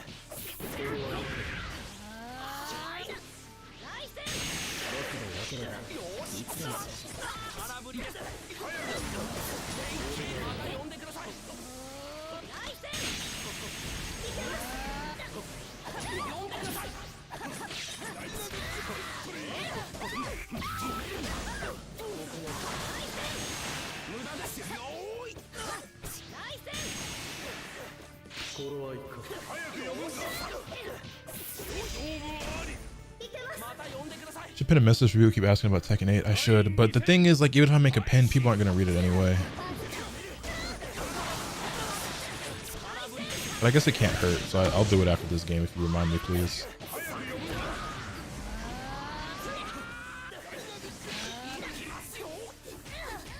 Oh my god. Oh my god.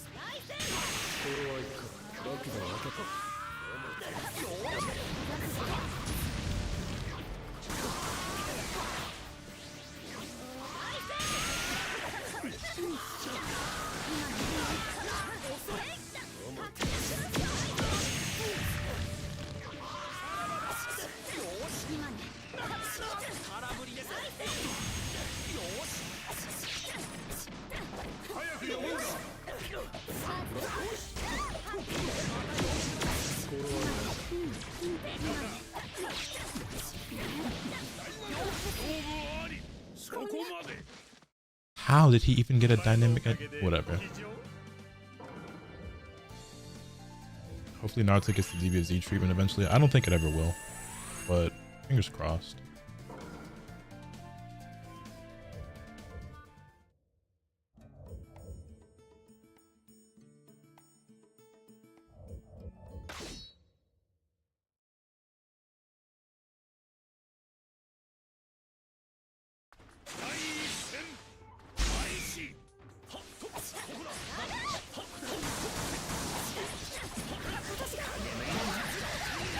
Did not mean to leader swap.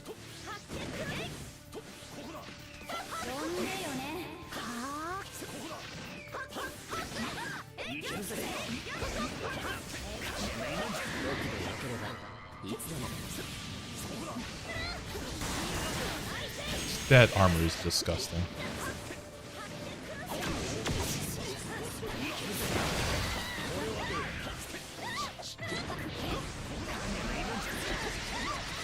Yo, son, what is happening?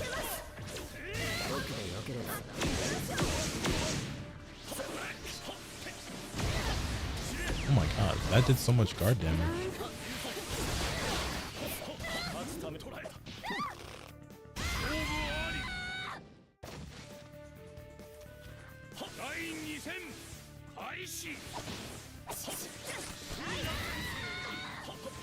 Also, of all jutsu to give armor to, they really gave jutsu armor to Almighty Push.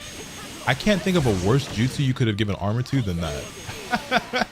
Deadass. That jutsu was already annoying without armor, like in every game. We gave that shit armor? Deadass? That was already like a top 5 jutsu, I feel like.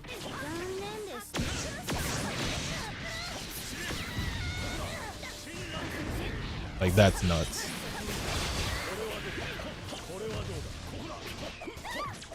They wasn't thinking. I mean, when do they ever?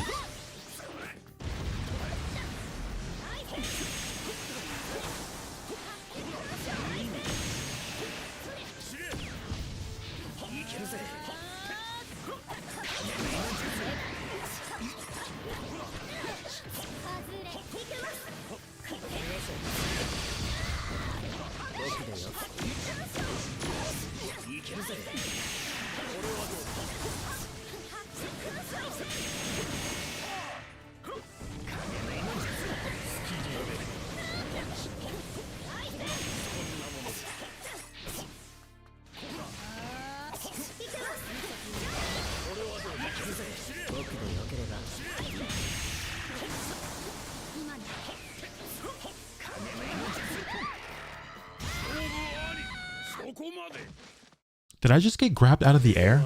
Because I feel like I just got grabbed out of the air.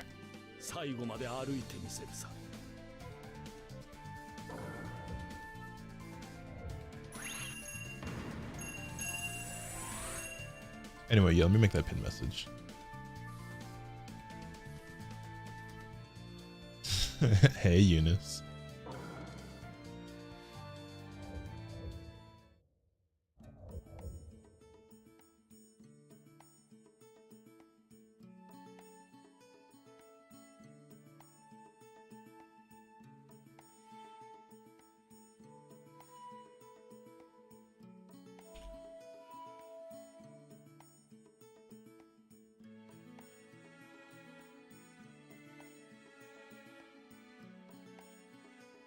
My hero acknowledged me. Boku no? Boku? Wait, I should get new players in here. I already played Chatter twice, I think, and then...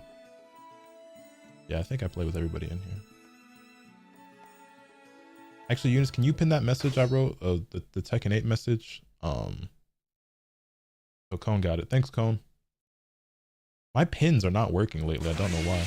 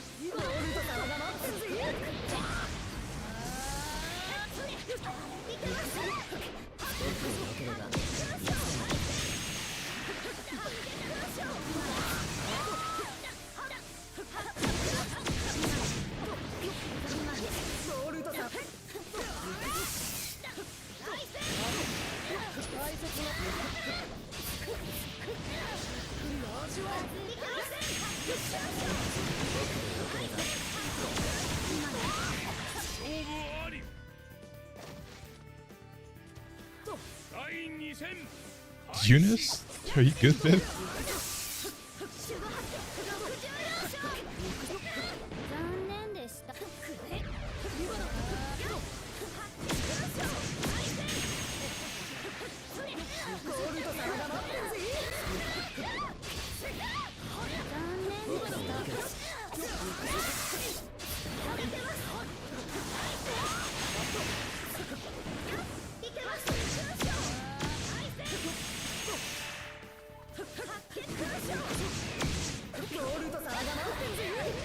I'm getting really hungry.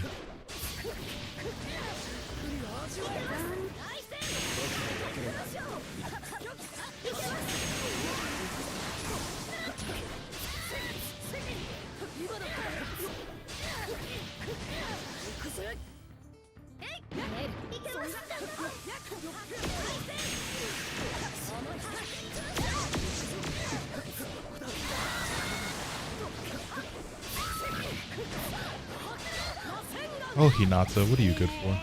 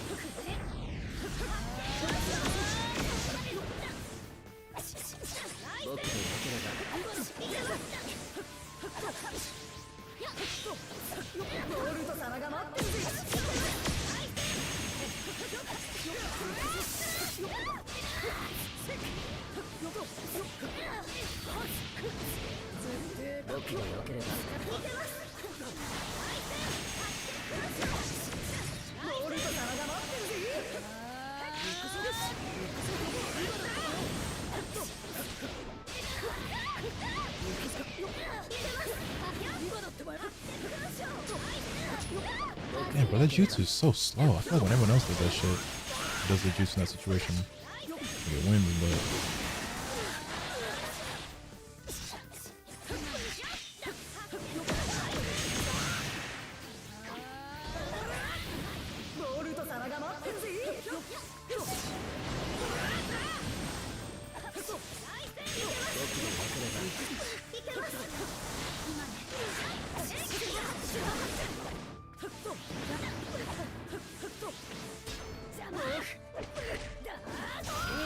Come on, you shattered. You do that after every single time you get a chakra dash block, you do a counter. Come on to you, buddy. It was good, Yudi. Yeah, GG's. You plan on trying anyone new in Tekken 8? So the 3 characters I'm interested in learning to play are Victor, Hwoarang, and Azucena. So I'm really hungry. You get some homemade fries. I haven't made them in a couple of days. Let's get some new players in here. Played Mario already, I'm pretty sure. Played Shattered like 3 times. I haven't made homemade french fries in a few days, but she got some homemade fries recently. She's lying. She definitely got homemade french fries. Not in the last few days, but like yesterday we had Korean barbecue. The day before that we had homemade butter chicken. They have lobbies now. Yeah, but they're still not fully functional. Excuse me. The unfortunate part is that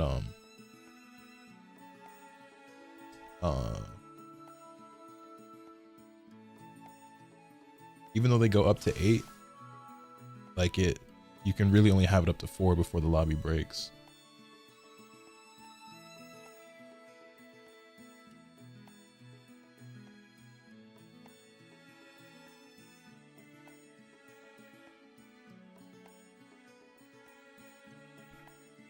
What am I good at making? In terms of food?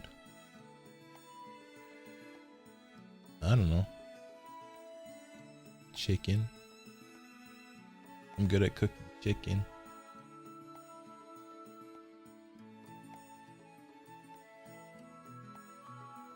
Mr. Asakura, I would like to respectfully correct you. It has been a week. So why are you speaking to me like this? What happened? What did I miss?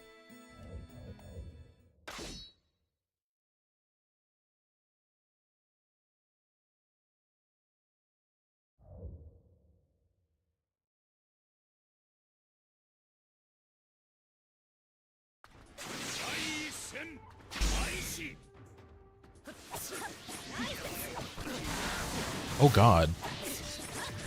Why does the game look like this? Oh, is this 30 FPS? Am I playing against a PS4 player? Oh god. This makes the game look so bad. Oh no. This game was not meant to be in 30 FPS. It's not lagging or anything like that. It's just a low frame rate. This is... Oh god, no. I could not play this game if it looked like this, I don't think. It just looks choppy, you know what I mean? Like, it feels fine, but visually...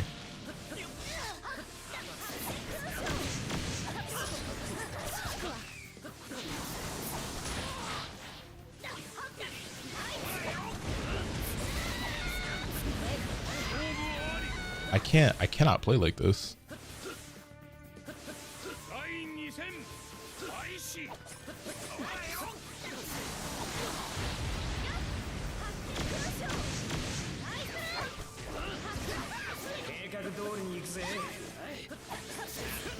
Like, deadass, how do you play like this?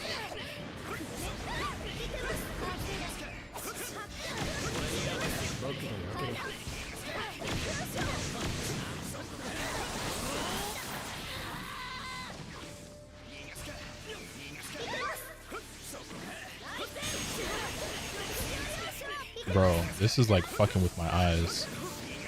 Like, really bad.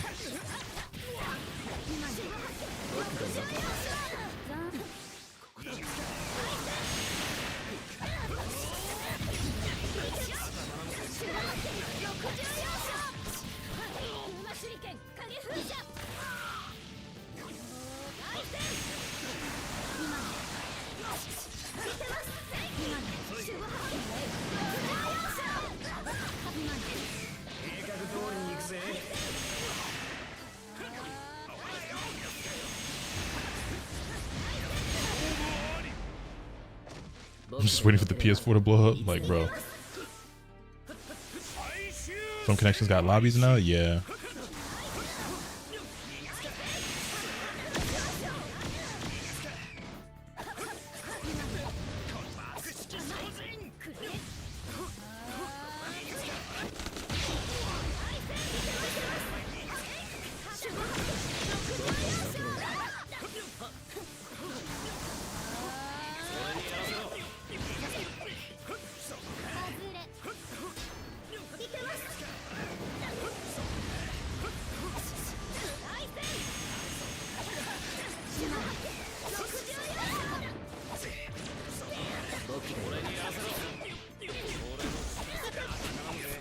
Mitsuki.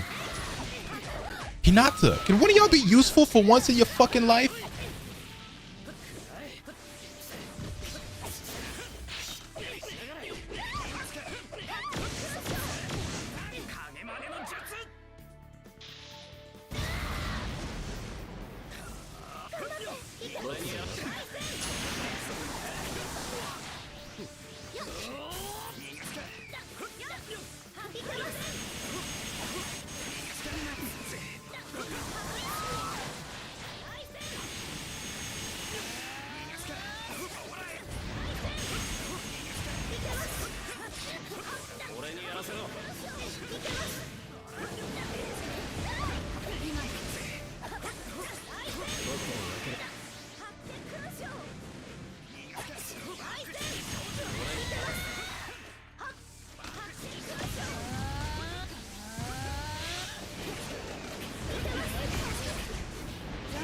I just spent 3 subs to dodge 1 jutsu. That's really cool.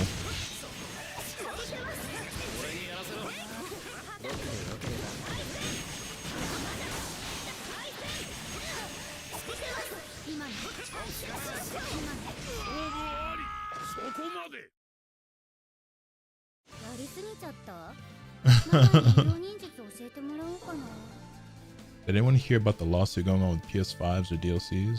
Nah, I didn't.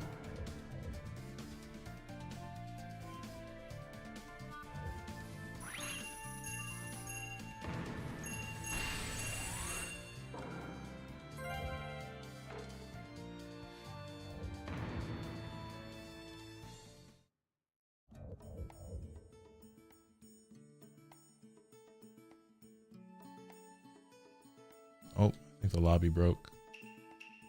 Yeah, I can't ready up.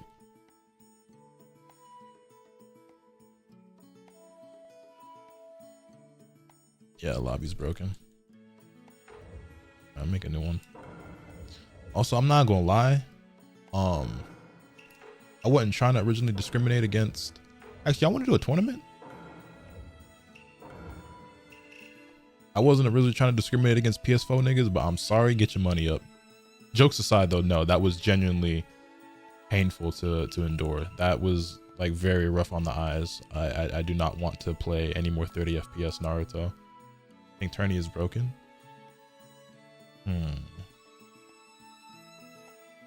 Let's give it a shot regardless. It probably won't work, but let's try.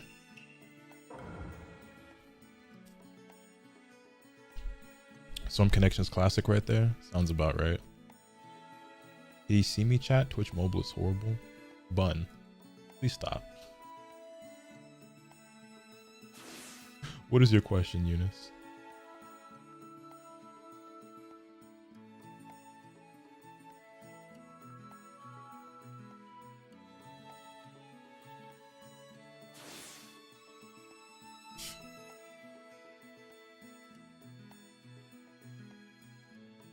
I'm fucking hungry. That's not a question. Please feed me. That is also not a question.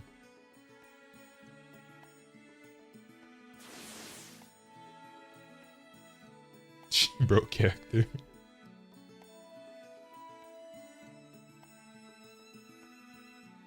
Can you feed me then? What would you like to eat? I'm also very hungry. I never ended up making my breakfast earlier.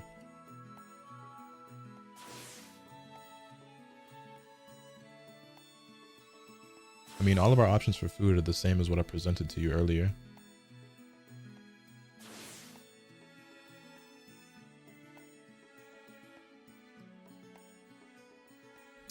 Yeah, I can't ready up. Everybody except me is able to ready up, but that's lame. It's so lame.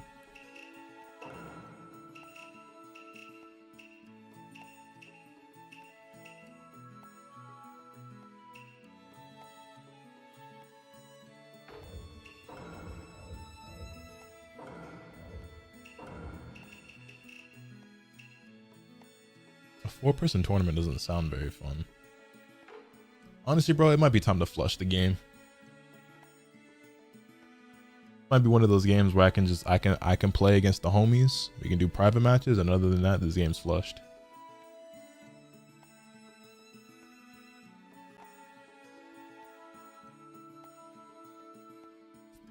It's either this or fighters. Comparing trash to garbage.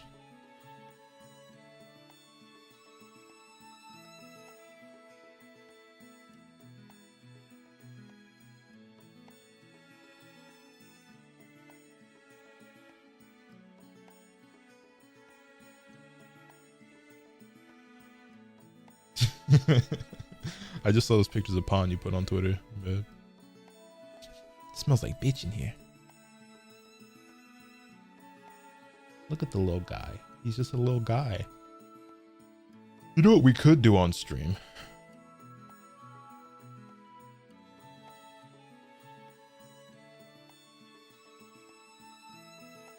What we could do is, hold on. Let me grab it. Give me a second.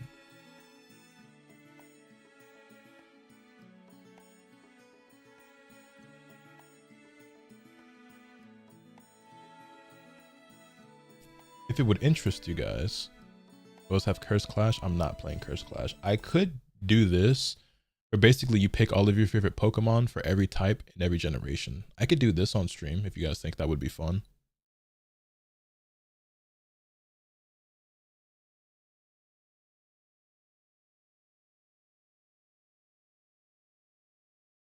And the Twitch chat seems pretty excited about it. I bet, let's run it.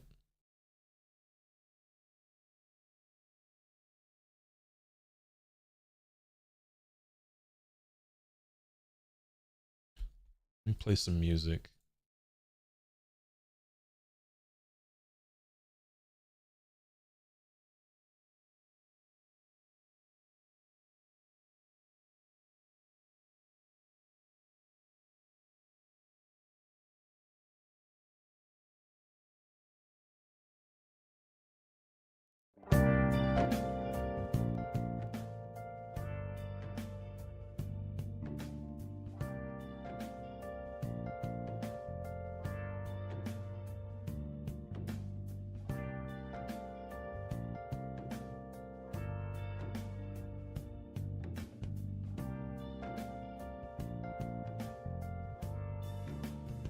See, one of the things that's, oh, I guess I can just do this.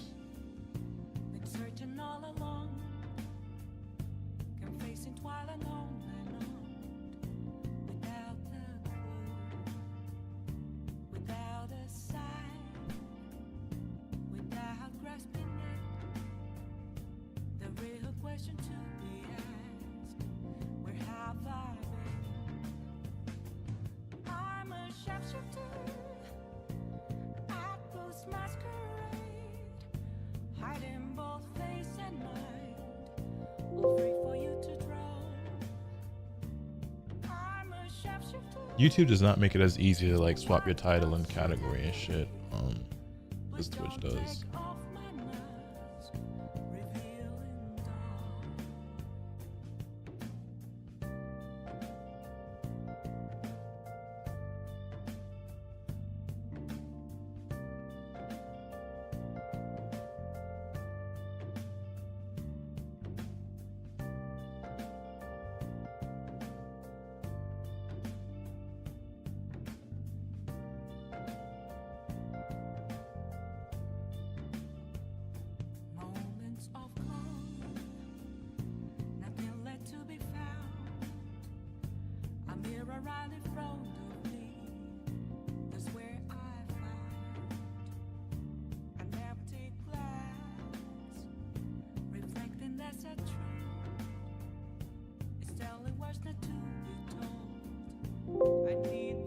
Sorry, give me a second.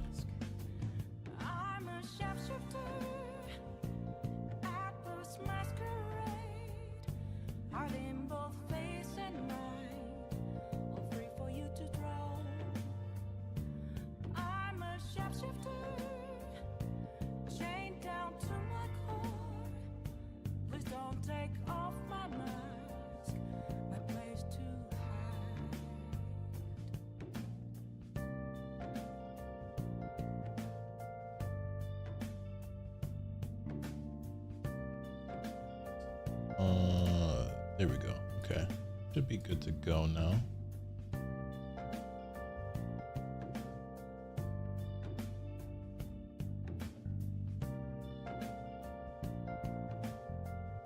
Yo, what's up, Lotus? Just wanted to say what's up before work. Have fun in the custom lobbies. Hopefully they're good. They were not. Sorry I missed that message earlier, though. Hopefully you're still here to hear my reply. Anyway, let's do this. So, I don't know if this is like a common thing people have been doing, but I saw Omega do it, and I wanted to jump in. It seemed like fun. So, where do we start? You're just picking your favorite Pokemon for every generation and every typing. Normal type. Eevee. I'm a very big Eevee fan if y'all didn't know. Pidgeotto comes as a very close second. I really like Pidgeotto, but it's gotta be Eevee. I actually have an Eevee plush there named Biscuit. He sits, I don't think you guys can see him. I'm not gonna zoom out because my office isn't very tidy and I don't need you guys to see the rest of the office right now, but I can go grab him actually.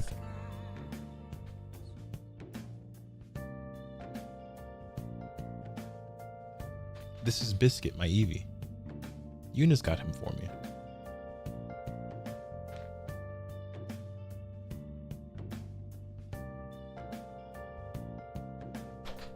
He sits back there on top of one of those shelves with a Cyndaquil and a Totodile.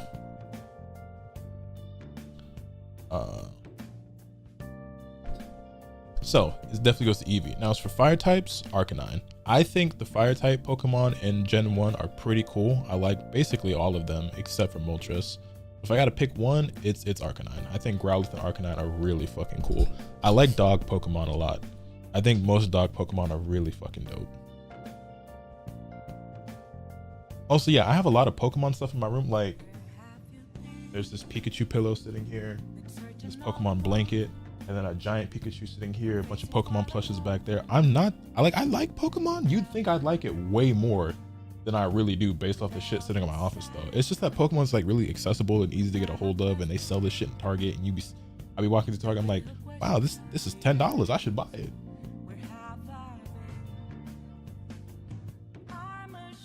Do I have a Pokeball? I do actually.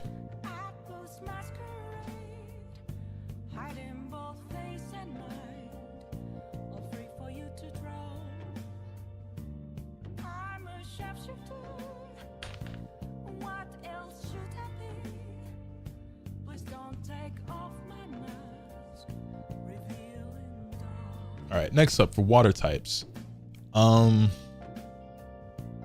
I really like Squirtle, Wartortle, and Blastoise. The water starters in Gen 1 are my favorite. I like Squirtle way more than I like Charmander and Bulbasaur. So I really want to give it to one of them, but honestly, underrated pick in my opinion, Lapras. I think Lapras is a sick Pokemon that I love a lot. I kind of want to give it to like Blastoise or Squirtle. I like Wartortle is really cool. I think I like these more, but this is still a top tier mid Evo in my opinion. But Lapras is her or him or whatever. Move on to grass. Not really much in the way of grass Pokemon in Gen 1. I think most of these are whack. I'm gonna go ahead and give it to Bulbasaur. I think Bulbasaur is a really cool Pokemon. The problem is that like Bulbasaur is really cool. Ivysaur in my opinion is a little less cool but still really dope, and then Venusaur is like a huge downgrade. It's like the Chikorita line or like the Cyndaquil line where it's like Cyndaquil, greatest Pokemon ever. Quilava's like okay we cooking, and then you get to Typhlosion, it's kind of like damn, what happened? In high school you was the man, homie. Electric Pokemon. This one's between Pikachu or Jolteon. I think I'm gonna give it to Pikachu. I have like 3 different Pikachu plushes in this fucking room. And it's not because I'm a huge Pikachu fan, but it's Pikachu and he's just easy to get a hold of. Ice Pokemon. Gonna hit. So, what if I give Ice to Lapras and then I put Blastoise here for water? Because since I can have Lapras on here anyway, you know what I'm saying? You know what I'm saying? Because that way I can give them both love. That might be the play. That might be the play. Are you making this into a YouTube video? I didn't plan on it, but should I?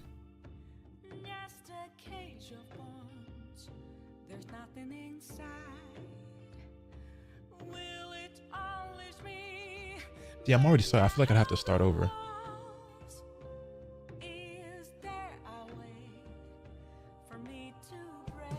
I'll just start the recording from now and I'll just clip the first part and add it in.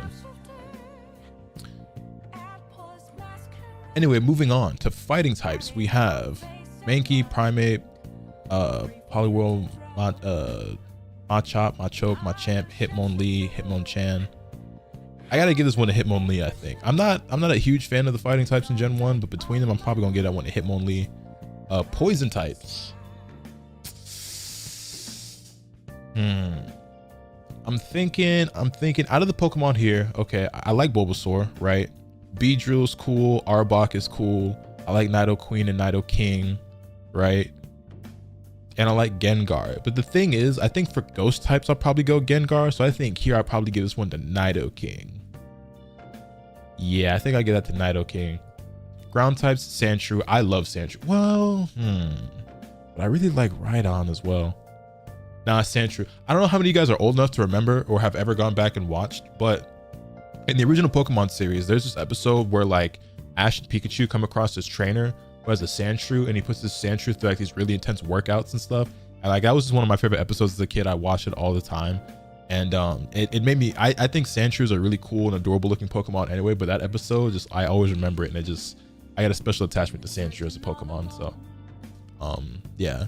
Flying types, see, these are all great picks for the most part. Like Charizard, Butterfree, the Pidgeotto line I love a lot. Farfetch, you can kind of skip over these ones. Scyther, Gyarados, Aerodactyl, the legendary birds, Dragonite. But I'm actually a really big Pidgeotto fan, man. I'm actually a really big Pidgeotto fan. I don't know what it is. I just always thought he was a really cool Pokemon. Probably the nostalgia from watching the original series and Ash and his Pidgeotto. And then when he evolved into Pidgeot and then he flew away. Ah, man, yeah. Psychic, Mewtwo. I ain't really got to think about this one too much. Mewtwo's him. Bug Pokemon, Scyther. It's got to be Scyther or Butterfree. It's got to be Scyther or Butterfree for me. I'm gonna go Scyther. Rock types, I think this is where you can probably give love to Rhydon. Even though I rock with Onyx and Aerodactyl and Kabutops, I'm gonna give this one to Rhydon. For ghost types, Gengar. Dragon type, I'll never understand why you have such like a pretty beautiful like blue dragon and then Dragonair turns into Dragonite. I like Dragonite, I just don't understand like why he turns into like this great value oversized fucking Charizard instead of what. It's fine. Dark types, Dark type didn't exist in Gen 1, so we have like Missing No and the ghost you guys see at the Steel School. We just gonna pick this, whatever. Steel types, I guess back the time. Fairy type, Jigglypuff. Starter is Squirtle. Gimmick form, Mega Pidgeot is So Raw. Big Super Saiyan 2 Pidgeotto looking ass mofo. Legendary, we're gonna give this one to Mewtwo. And then my favorite Pokemon in Gen 1 is Eevee. Huge Eevee fan. Then we go into Gen 2, my favorite generation of Pokemon. Things are gonna be interesting when we get down here to some of these other generations because I didn't play some of these. So I'm not sure how much I have to say, but we'll just be picking Pokemon based on their designs, I guess. But in Gen 2, as far as normal types go, I love Hoot Hoot and Noctowl. I love Teddiursa. Miltank is cool. I had to pick one. I think I'm leaning toward Noctowl. I feel like I use Noctowl a lot whenever I play Gen 2 games. Fire types, Cyndaquil. If you guys didn't know, Cyndaquil is my favorite Pokemon of all time. That is my #1 favorite Pokemon. And in fact, I want to introduce you guys to a little friend of mine by the name of Cider. This is Cider the Cyndaquil, and she's very happy to meet you all.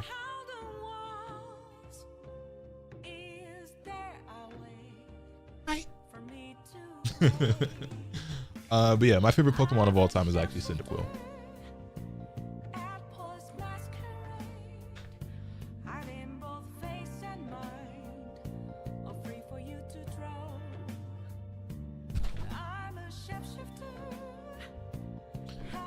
And then moving on, we have water types. I think for water types,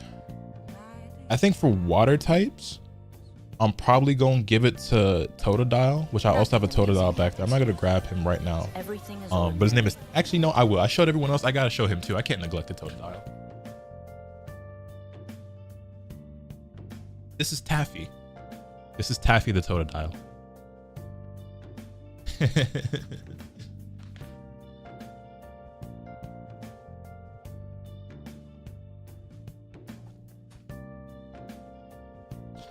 Reborn, thank you for the prime. I greatly appreciate that. So anyway, that's Taffy the Totodile.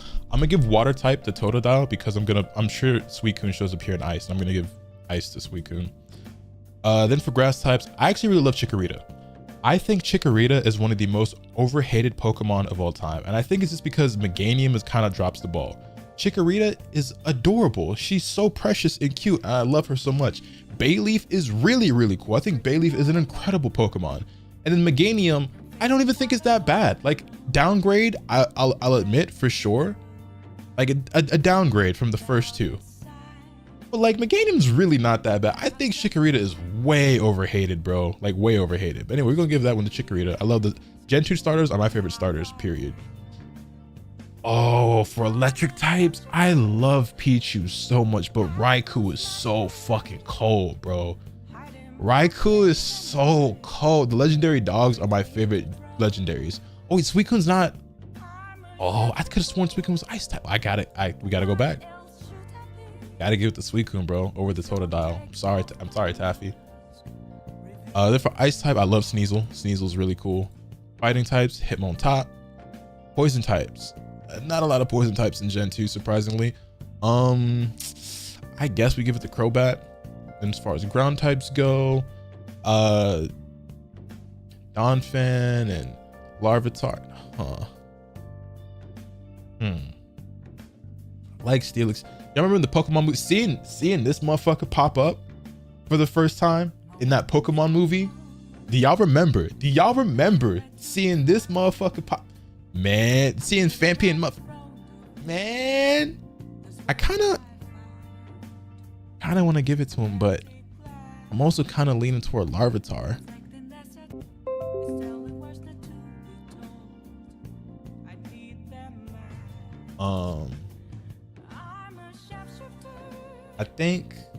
I think I'm gonna give it to him just off the hype. Flying types, I gotta give this one to Lugia. I love the legendaries in Generation 2 so much. Pokemon the movie 2000, love that movie. Lugia is one of the goats for sure. Psychic types, Espeon, definitely Espeon. Big fan of Eevee, big fan of the Evolutions. Umbreon and Espeon are two of my all-time favorite Pokemon. Those are probably my two favorite Evolutions. And I use Espeon whenever I can in like Pokemon runs. And also playing through like Pokemon Coliseum and Exit Gale of Darkness, where you get to use Eevee as your starter or Umbreon and Espeon as your starter. Loved it. Takes me back, man. I love them days, bro. When will Nintendo give me Pokemon Coliseum and Exit Gale of Darkness on the motherfucking Switch, bro? When will I be able to play those games on my Nintendo Switch? When, bro? Bug types. It's gotta be Scizor, right? As much as I love Lady and Ladybug, they're cute little Pokemon, I gotta give this one to Scizor. Rock types, Tyranitar for sure. Ghost types, I like Misdreavus, so that's fine. Dragon types, you ain't really got much options. And then this one's tough. This one right here is really, really tough for me, because I fucking love Houndoom and Houndour, and I really love Umbreon. And it's really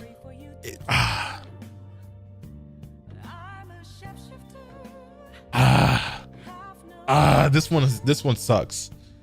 This one sucks, but I gotta give it to Umbreon. I really want to give Houndoom some love, but like I can't pick him for fire because Cyndaquil, you know what I'm saying? But then you got Umbreon, but like it's a real close second.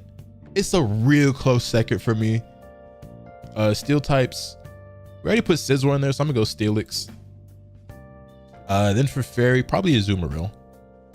Actually, Togepi. And then favorite starters, Cyndaquil is my favorite Pokemon of all time. Gimmick forms, we're gonna give this one to Houndoom.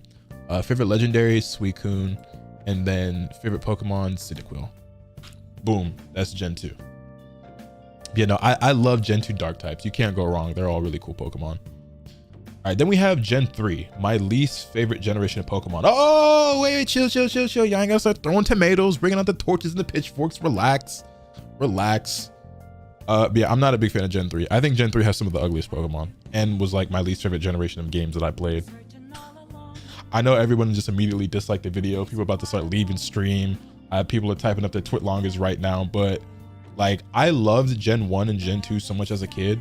And I enjoyed Pokemon Ruby when I got it as a kid, but I definitely enjoyed it a lot less than the first two. And like I could still enjoy those games, I could still play them and have fun, but like, I mean, come on, bro. Let's be serious. That being said, Halo's really cool.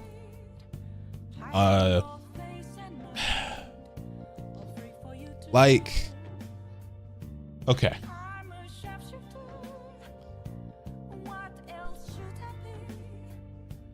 At risk of losing any viewers that I have left, okay, I'm picking Blaziken. However, I think Blaziken, other than Charizard, is probably the most overrated Pokemon of all time. That nigga is not that cool, bro. He's really, really not. I'm taking damn near any Gen 2 fire, almost any. Other than like Slugma and Macargo, I'm probably taking any of these fire types over Blaziken. And I'm taking most of these over Blaziken as well. Blaziken is not that cool. I said it.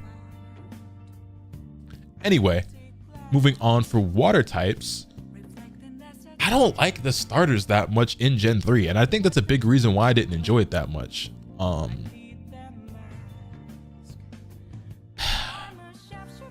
Like sure, Mudkip's cute and all. Swampert's not as bad as I used to think. My Milotic is really pretty though. Then you have Spheal, who's fucking adorable, and then there's Kyogre. I don't love any of these. I kind of want to give it to Milotic just because I've always thought it was like a really pretty Pokemon. I'm gonna give it to Milotic. Why not? Why not? Grass types. Okay. So remember how we were talking about Pokemon where I'm like, oh, that Pokemon's pretty cool. The mid-evo is really cool. And then they dropped the ball really hard with the final Evo. I think Trico is a more than satisfactory Pokemon. Then you get the Grovyle. I'm like, oh shit. Okay, nigga, looking kind of lit. You know what I'm saying? And then you get the Sceptile, and I don't know what the fuck happened. This is that ugly ass nigga you meet, and then you see their baby pictures, and it's like, what happened? What happened?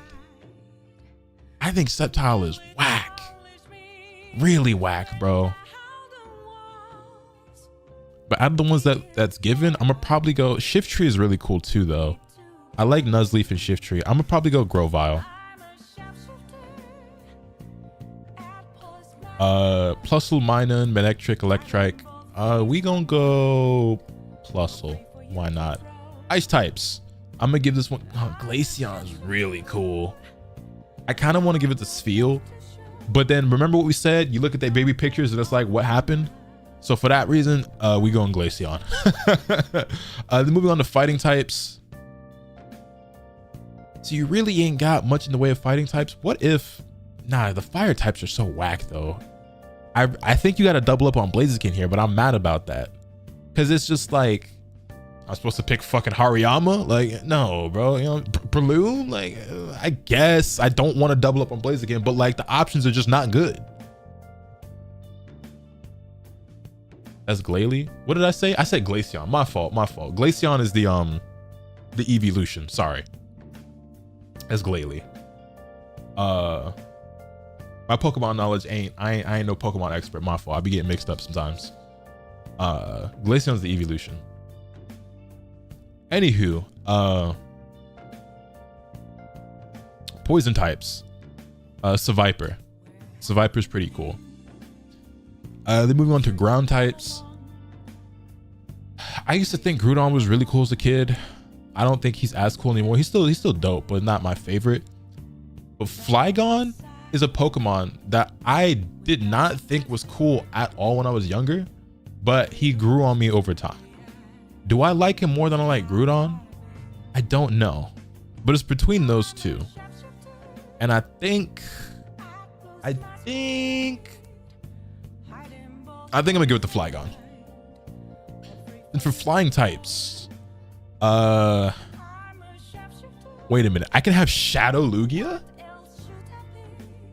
I'm picking Shadow. What do you mean? I'm picking Shadow Lugia. What? From XT?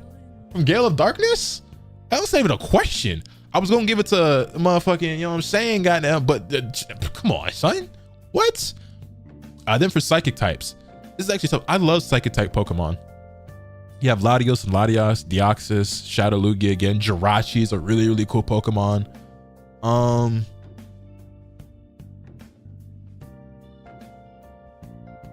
Because I had Pokemon Ruby growing up, we going with this. Bug type. I guess Beautifly. I don't really care for any of these that much, but or Ninjask, maybe. We'll go Beautifly, I guess. There's not really a lot of good ones. Like, I just feel like Gen 3 Pokemon are so like weak design wise. I guess, like, you know what I'm saying, I don't like Gen 3 Pokemon that much. And then for ghost types, Sableye, Shuppet, Wilka, like, I just feel like the options are so weak in Gen 3, you feel me? Dragon types, you earned it. I was gonna pick you for flying if Shadow Lugia wasn't here, but it's fine. I actually really like Poochyena and Mightyena a lot, actually. However, Absol is like a top 10 Pokemon all time. This nigga right here is so raw. What do you mean? What? This nigga right here cold as hell. Sableye might be the coolest Gen 3 Pokemon to me. Sableye might be the coolest Gen 3 Pokemon. I gotta think on it, but he might be the coldest Gen 3 Pokemon. Then you got steel types like Jirachi. Fairy types, I guess. Favorite starter, I don't like any of the Gen 3 starters. If I have to pick one, I guess I go Trico. But then I gotta get Sceptile. But like, I like Trico and Grovyle. Well, I can pick the mid Evos, so we're just gonna go Grovyle. Favorite gimmick form.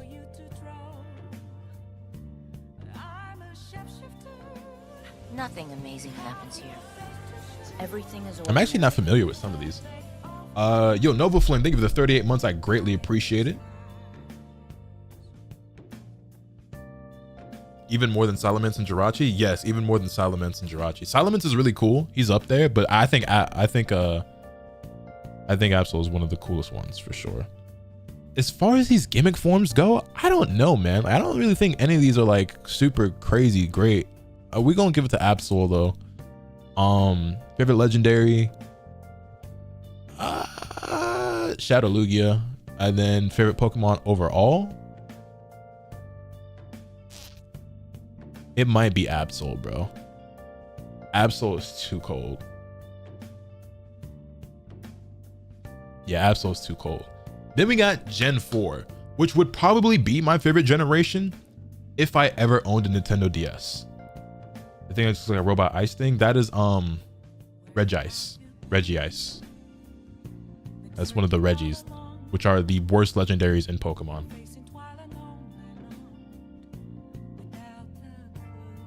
Don't tell me you like him. He's so stupid. Okay. If you like him because he's stupid, then I get it. Because they're very stupid. Look at this fucking dumbass, bro. Registeel, Regirock, and Regice are they're so dumb. They're so dumb. Anyway, Gen 4. I never owned a Nintendo DS. So that being said, I never played the next few generations of Pokemon, but I know some of them, right? And Gen 4 would probably be my favorite generation if I ever owned a Nintendo DS. Diamond and Pearl look like some of the best Pokemon games ever made, in my opinion, from the outside looking in. Also, Gen 4 is when you got Heart Gold, Soul Silver, which are probably the best Pokemon games. You know what I'm saying? Anyway, I like the Starlight, the Starly line quite a bit. Nothing. But I also really like Baniri and Lopunny. We're gonna give this one to Lopunny. Fire types, bro. Chimchar, Monferno, Infernape. The Chimchar line deserves all the hype that son. Infernape is the Pokemon that deserves all the hype that Blaziken and Charizard get. Infernape is way cooler. Way cooler than Charizard and Blaziken, bro. This motherfucker right here is the GOAT. That is the GOAT right there. The Chimchar line is sick. Then we have favorite water types, and I'm probably gonna give this one. Okay, I love Piplup a lot. I love Piplup's whole line, but I really like Buizel and Floatzel as well. I'm gonna give it the Piplup, but I do really like Buizel and Floatzel. I think those are really cool Pokemon. Then moving on to grass types, I think Turtwig is by far the weakest starter of the three. He's okay, I guess. And then Torterra could honestly just be kept. But I gotta give it to Leafeon. I think Leafeon is one of the really cool looking evolutions, and Eevee's one of my favorite Pokemon. I love evolutions, so we gotta give that one to Leafeon. Electric types. Shinx? Luxray? Come on, son. One of the best lines of Pokemon in the entire series. This nigga's so cold. What do you mean? What are we talking about? He's him. He is him. Ice types, Glaceon or Glaceon. Fighting types, Lucario. Lucario is another one of my all-time favorite Pokemon. Gen 4, bro. Gen 4 washes Gen 3. And we just talk about like Pokemon designs and how cool they are and everything. Gen 4 is curb stomping Gen 3, bro. Then as far as poison types go, I don't love the poison types, but you know, this is okay. Ground types, what's his name again? Gibble, I think, right? Probably the best line here. Gliscor is cool, but not my favorite. But I mean, there's only one real answer here. There's only one real answer here, if we're being honest. Flying types. I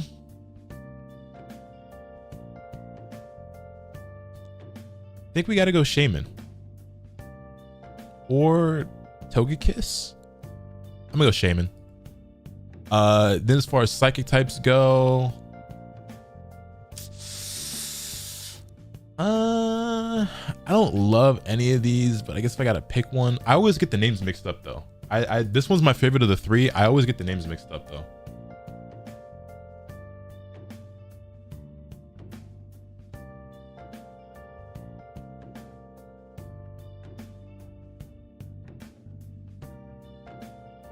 Mesprit, there you go.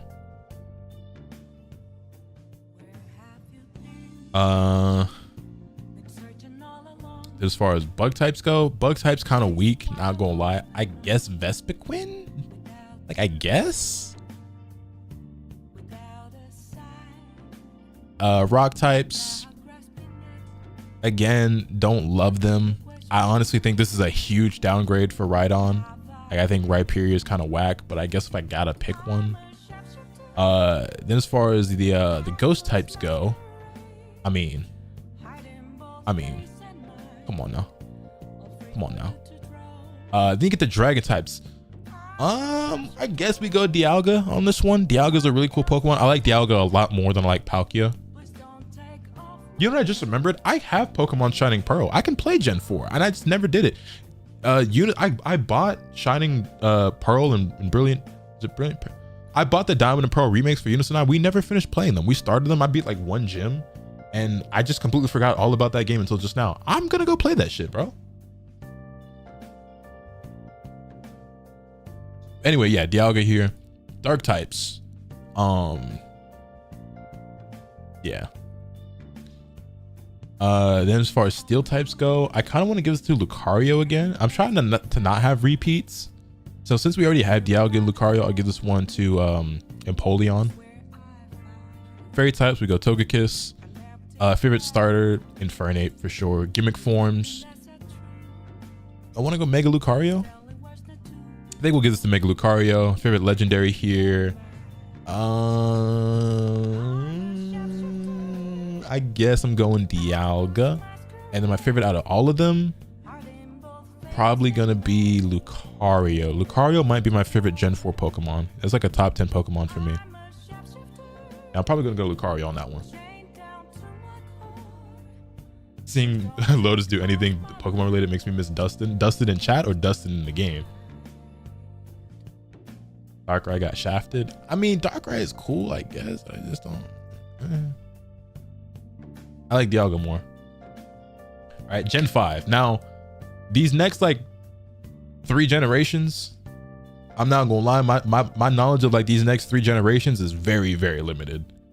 I did not play anything involving these next 3 generations, but we're gonna go through them anyway.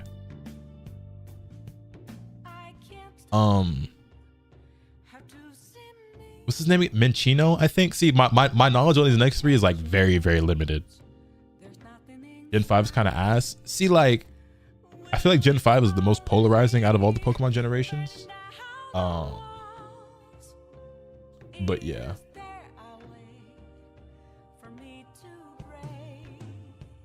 I guess if I gotta pick, we'll go here with it. Wait, what the fuck? Bro? What's up with the legs? What's going on with the legs? Are these even Pokemon? I don't recognize any of this shit down here. These last 4, what is this? The fuck? Anyway. Victini is really cool. I like Tepig. So again, what happened? Baby picture, oh, what happened? Like baby picture, okay, like that rough, awkward stage, puberty. It's like, oh, you just turned out to be ugly when you grew up. Like I don't I don't really understand.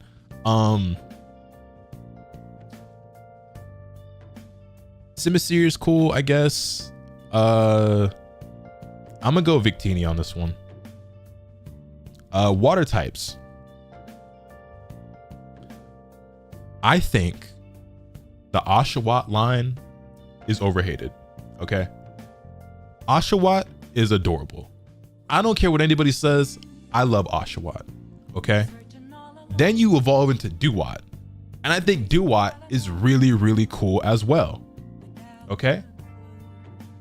The unfortunate reality, however, is that while I don't think Samurott is a bad Pokemon design, and I do like it, they kind of fumbled the direction I thought they were going with the Oshawott and the Duat. Okay. I don't think Samurott is a bad Pokemon, but like, I thought they was going somewhere else with it, where like Duat was going to evolve into like a samurai, like a water samurai thing, instead of like a motherfucker who stands on all 4s. Like, why did he regress?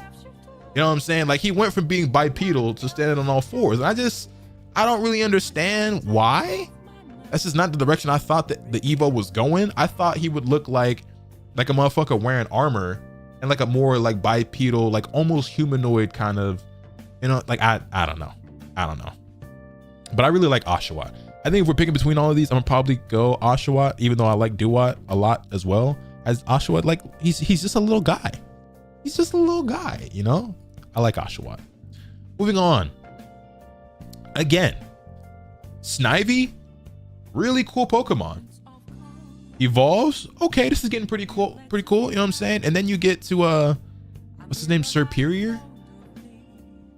And it's not bad, but again, kind of a fumble IMO. Not too much. It's not too much. I'm just saying, like, again, why did we regress? Why did he lose limbs as he grew up? I just don't understand. It's very similar to the Oshawott line. It's like, oh, adorable. It's like, okay, we cooking. And then like, yeah, you got a little bit more regal, like a little bit more sophisticated, I guess, but you ain't got no arms and legs. Like, we gonna Snivy with it though. Zebstrike is pretty cool. Emolga I like. I think for electric types, I'm gonna go Emolga. Cute Pokemon. Right, the ice cream Pokemon. I'm not gonna lie, ice types for Gen 5 is kind of ass. I guess, bro. Then fighting types. You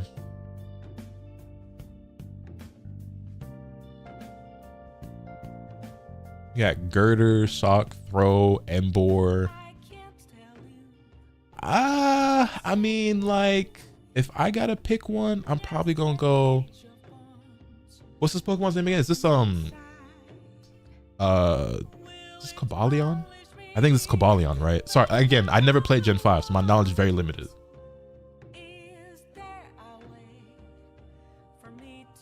That's Cobalion, right? I think he's pretty cool. It would either be him or Kyurem, I think is this one's name, right? Of the three, you like Cobalion? I mean, I like, yeah, why not? Keldeo. Which one's Kyurem? This is Keldeo. Is this? Oh, I didn't play Gen 5. Happens here. Everything is ordinary. Poison types. They all suck. I'm not gonna lie. If I gotta pick, I'm definitely not picking fucking Trubbish. That's for sure. What is this one? Amoonguss, I think. Amoonguss, a Fungus, or some dumb shit. I guess if I gotta pick one. Yo, positive now. Thank you for the 19 months. I greatly appreciate it. Crocodile is kind of cool, I guess. But we definitely going. This is Landorus, right? I think his name is Landorus. Landorus is really cool. If I gotta pick one, I'll probably go this one because it reminds me of the legendary dogs. But yeah. Flying types. Flying types kind of weak, not gonna lie. Except for this motherfucker right here. Then psychic types, I kind of want to go Victini again, but for the sake of being different and not repeating the pick, we gonna go here with it. Oh god, what is this Pokemon's name? I think this one starts with an R. I can't remember this Pokemon's name. Uniclus, there you go. Bug types. These also kind of suck. I can't remember this Pokemon. Actually, no. I'm tripping. That's Genesect, right?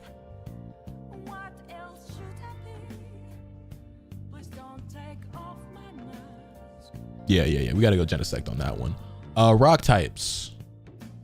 My man's right here. Ghost types. Selection looking kind of mid, not gonna lie.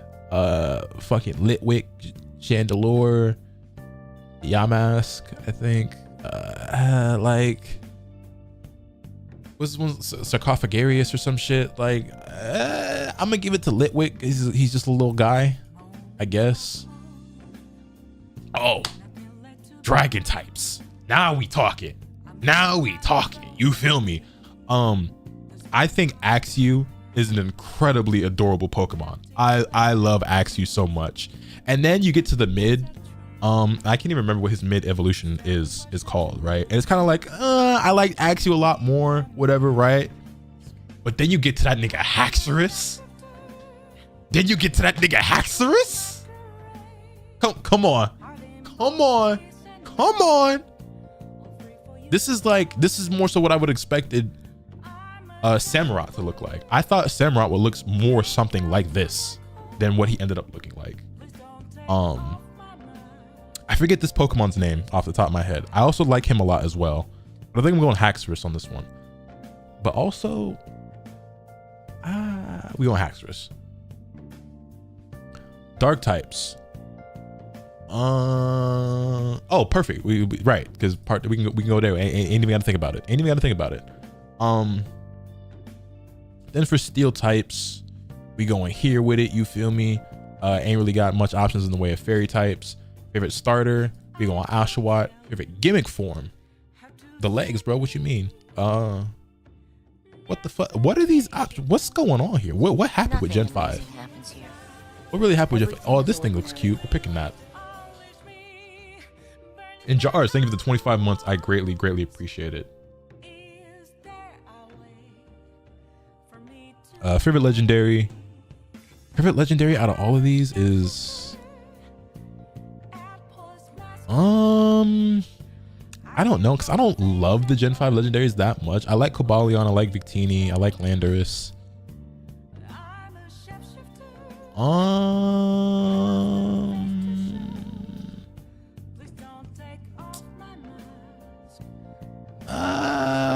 That's subject to change. I don't really have strong feelings on it. And then my favorite Pokemon out of all these in Gen 5 is probably...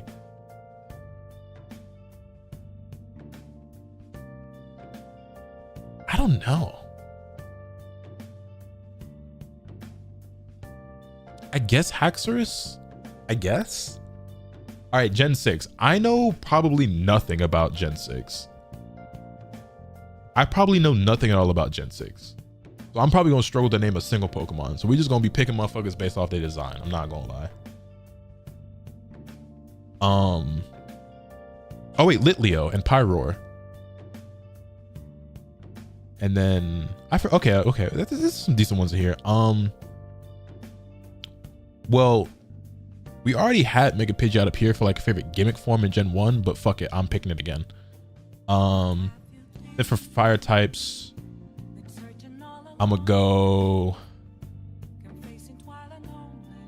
I was gonna go Pyroar, but then you have Charizard and Houndoom and Blaziken. Okay, see this. So Gen 6 is where we get a lot of these megas and stuff, right? Gen 6 is when they introduce megas. So a lot of these are probably going to end up being megas. Do I want to count the megas or do I want to pick? I don't know. Do we want to count megas or do we just want to pick Pokemon that are actually new to that generation? Because if we're counting megas, most of these are probably going to end up being megas for me, I feel like. Count the megas, count them. Fuck it. You got to tell me twice. Okay, I know I said Charizard might be the second most overrated Pokemon in all of mankind, but Black Charizard is raw as fuck. That being said, I'm still going Houndoom, but yeah. And come on, this one, nah, it's Greninja. Grass types. Again, the Chespin line. Chespin is a really cool, really cute, really adorable Pokemon.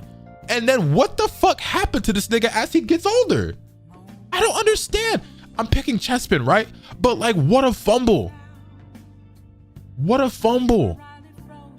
Crazy fumble. I should damn near pick Skidoo or Go-Goat over this nigga, to be honest. But I ain't gonna do it. Electric types. I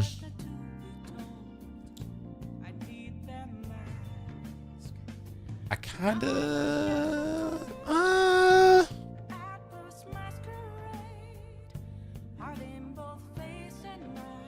we gonna Mega Ampharos with it.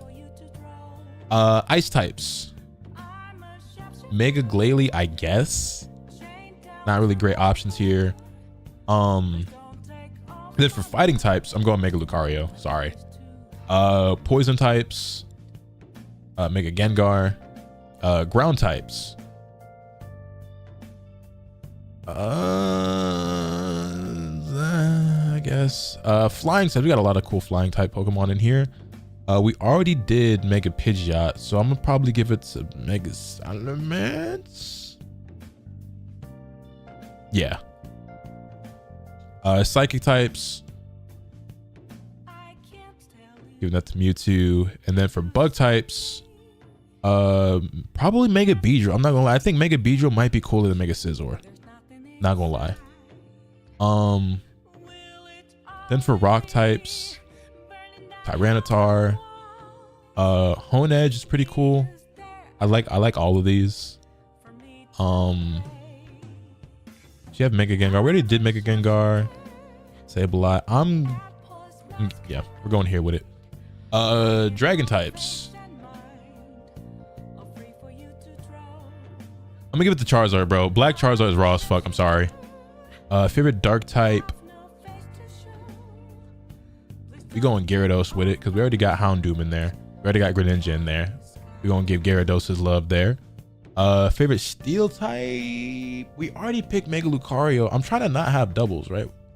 We already have Mega Lucario for fighting type. Is there a different fighting type I could pick in here?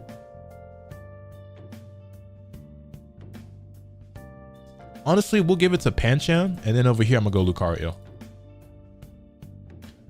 And then in the way of fairy types, probably gonna go Altaria or Mawile or here. Favorite starter, Greninja. Gimmick form. Out of all of these, that's the thing. We were already picking Megas the whole way here anyway, so it's like to pick one now. Actually, Alakazam. Mega Alakazam is raw as fuck. And then favorite legendary. I'm not gonna lie, I feel like legendaries is kind of weak this gen, but Xerneas, I guess. And my favorite out of all of them, probably gonna be Mega Lucario or Mega Pidgeot. I'm gonna say Mega Lucario. Fuck it. Yo, React Man, what's good?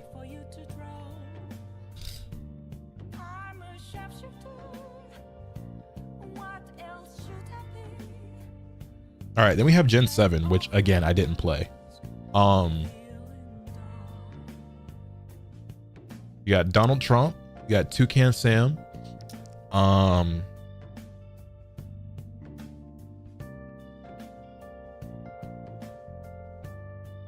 not gonna lie, these all suck. You have Litten, which, I mean, I don't love Incineroar. I don't hate him. I get like the options. Oh wait, no, we go on Marowak with it. We definitely go on Marowak with it.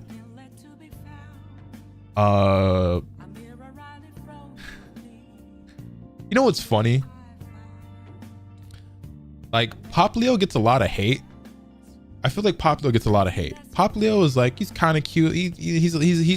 Poplio is kind of ugly cute. I'm not gonna lie to y'all, right? Poplio gets a lot of hate. Primarina gets a lot of hate. When really the motherfucker that deserves all the hate is this little shit. What the fuck is this thing? This is the Pokemon that everyone should be hating on. This little shit is ugly as fuck. The glow up goes crazy. Like I don't care. I actually like Primarina. I actually think Primarina is really pretty. I'm going Primarina. Then we have this fucking Chad right here. Rowlet, the Rowlet line. This might be the best line in Gen 6. We're going to Decidueye with it. Then you have Pancake Raichu. I actually like Alolan Raichu. So I'm gonna go Alolan Raichu. What? I'm going Alolan Raichu. This one's tough for me between Sandshrew and Vulpix. I like Alolan Sandshrew and Vulpix a lot. We're gonna go Vulpix though. And then for fighting types, I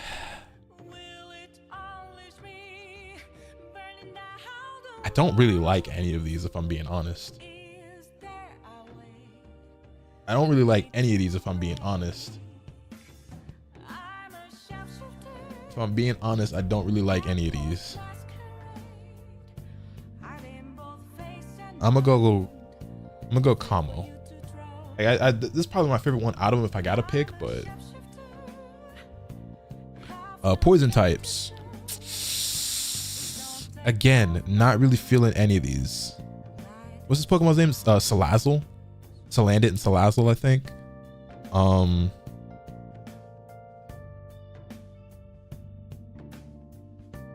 Ground types. Zygarde, I guess. Wait, is Zygarde supposed to be here? Does he belong here? That's Zygarde, right? Again, I don't know shit about Gen 7. All right, well, I'm picking him. Favorite flying type. We put Decidueye over here, so I'm gonna go ahead and cheat a little bit and pick Rowlet. And then favorite psychic type.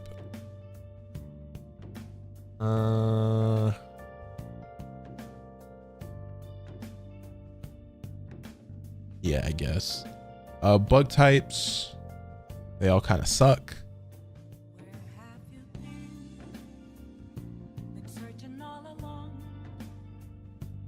I guess. Then rock types. What's Pokemon's name again? Rockruff, I think. Rockruff is pretty cool. I gotta go with the edgy one. You know me. Favorite ghost type.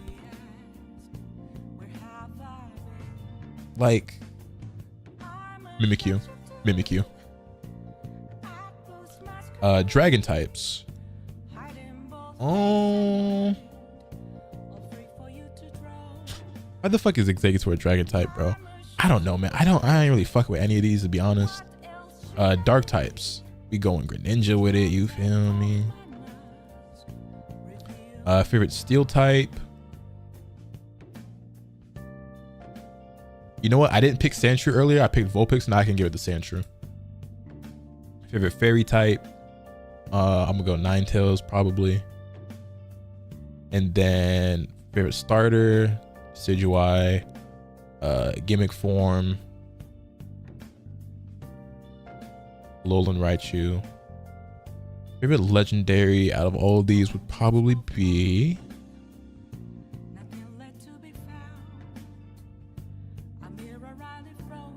I don't know, because I don't love any of them. Lunala's probably not the one for me.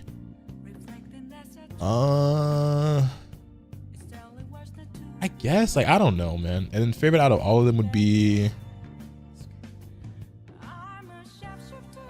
Ninja, I guess. I don't know. Okay, then we get to Gen 8, which is Sword and Shield, right? So I actually played all of Sword and Shield. It was awful. I had Pokemon Sword. I didn't like it very much. But come on, son. Come on. Look at the guy. Look at him. Look how fluffy. Look how fluffy. Gen 8 sucks, but look how fluffy. Score Bunny's cool. I like the whole Score Bunny line. Typhlosion, Charizard.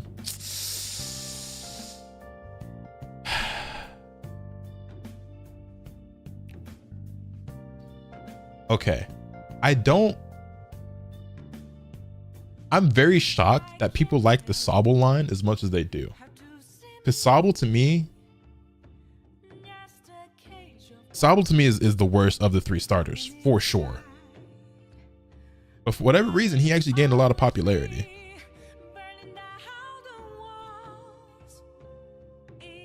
I'm not gonna lie, just off the colors alone for this Samurott, like I think I gotta go with that one. I ain't gonna lie. And for grass types, I think Rillaboom is really cool. Probably gonna be the one that I pick. Electric types, we gotta go big old Chonku. I can't remember this Pokemon's name, to be honest. The little corgi, the little electric corgi. I did really like this Pokemon. I did use him in my run, but come on, big old Chonku. And then ice types. Do I want to give it to Lapras because I love Lapras? I'm probably just gonna give it to Lapras, to be honest. And then for fighting types,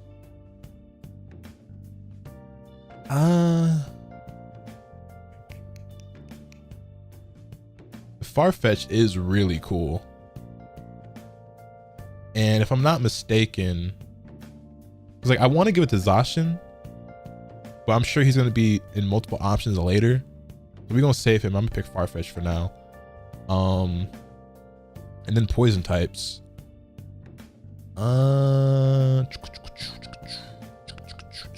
Kind of want to give it to Sneasel, not gonna lie. I really like Sneasel. Yeah. Ground types, I'm not really rocking with any of these that tough, if I'm being honest. But if I had to pick, like, I guess. Then flying types. What's homie's name again? Corviknight. Corviknight's really cool. Probably gonna give that one. Probably gonna give that one to Corviknight. Psychic types.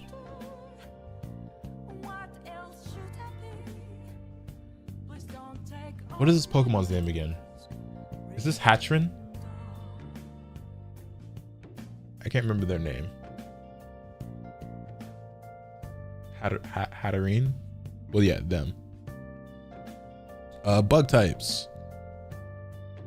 Oh, the little fire salamander joint. Not Salamander, Centipede. What's this nigga's name again? I can't remember his name. Scorch. It's an okay Pokemon, I guess.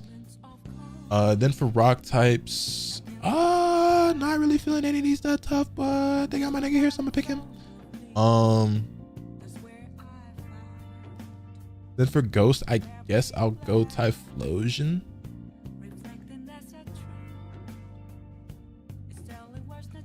For dragon types, I actually like the dragon apple. I forget its name. Oh, and this thing right here. Fuck, I forget a lot of the names for these Pokemon. We're going here though. This little dude. Is this Ragapult? I think. Or Dragapult.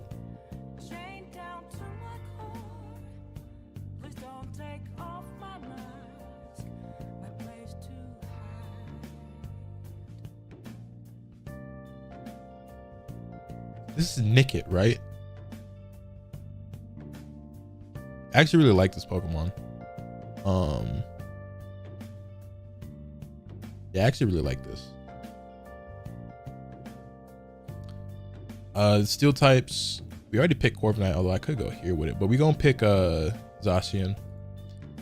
And then for fairy types, we going here with it probably. And then for favorite starter, do I like Cinderace or Rillaboom more?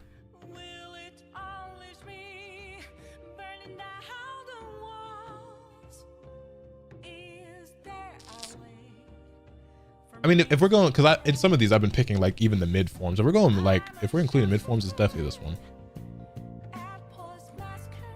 All right, favorite gimmick form.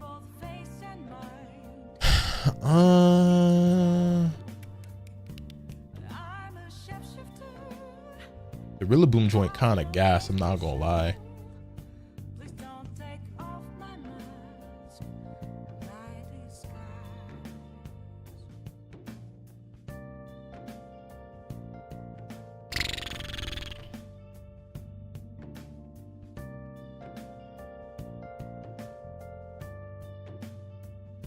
I'm gonna just go Rillaboom. That's subject to change though, to be honest. Favorite legendary is Zacian. And then favorite out of all of them, we're gonna give it to big old fluffy Eevee. All right, cool. And now last but not least, Pokemon Scarlet and Violet. We have Gen 9. Yeah, this shit took a lot longer than I thought it was going to. Okay, so Tandem Mouse for sure. Right? Double check. Yeah. Fire types.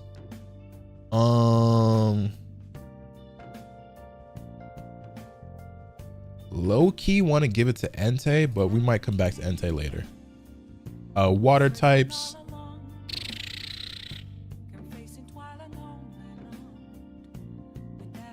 I don't really like any of the water types. Like, I'm not gonna lie, they kind of downgraded Suicune and IMO. If I gotta pick, we're gonna go ahead and give it to Donald over here.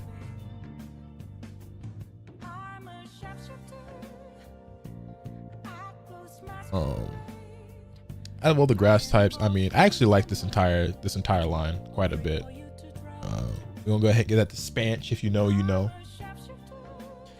If you know, you know. Then for the electric types, my man's right over here. Ice types, I guess we'll give it to Delibird. And then for fighting, I'm thinking either Tauros or I'm going here. Gen 9 is really whack, huh? Poison types. Really not fucking with these too tough. If I gotta pick though, like, I guess like options are really weak, man. Yo, Gen 9 was some ass, huh? Psychic, we're going probably back to Kabalion. Yeah.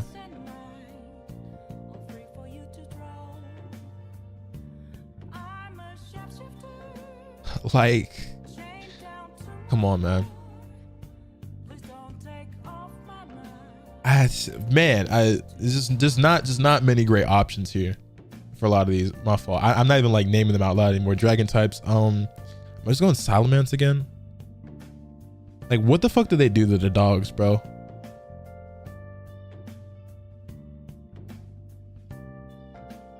I think I'm just going Salamence again, dog. And I'm not gonna lie. Dark types.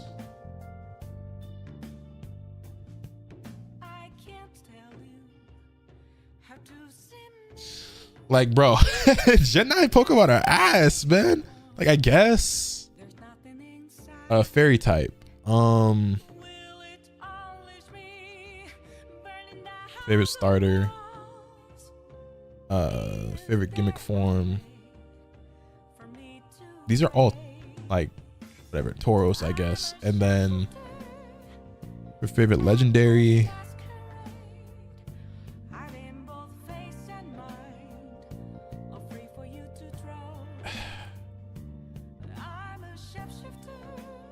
Generation sucks dick.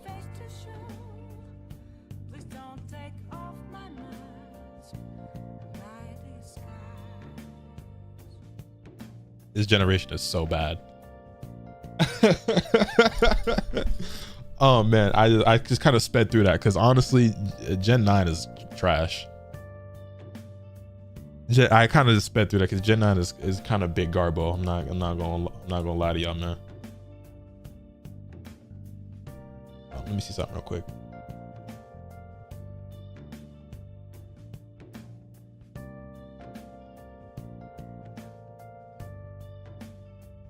Okay.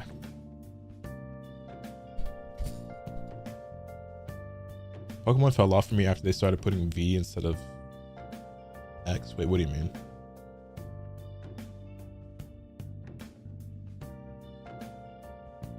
Gen 9 is garbage. Yeah, I'm not rocking with that shit. Saw live and click. Ain't no way this guy passed Entei. Look, if it was regular Entei, it'd be free, but it's that new Entei, and I ain't really rocking with that. Okay, so my favorite out of all the normal types, we're gonna give this one a regular Eevee. That's Cyndaquil. Out of all these, I gotta go Suicune. Out of all these, I gotta go Leafeon,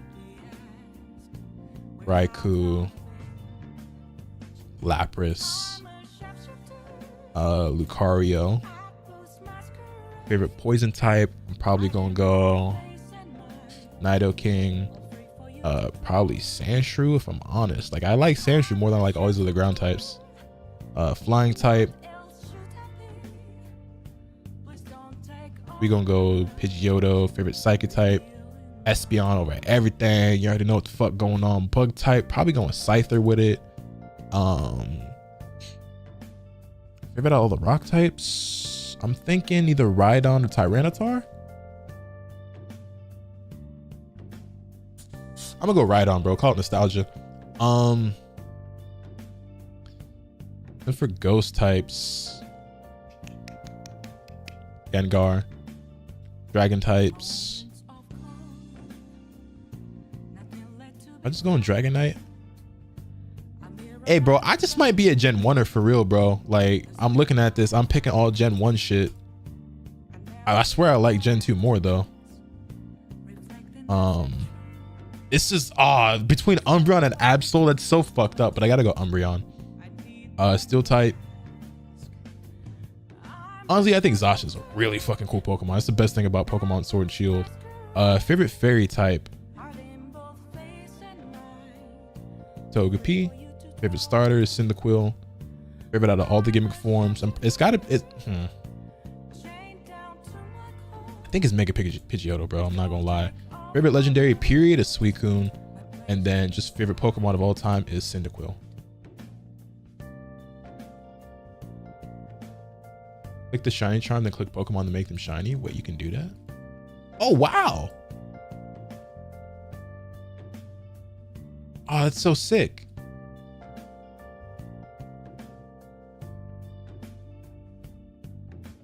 Oh, that's cool as hell.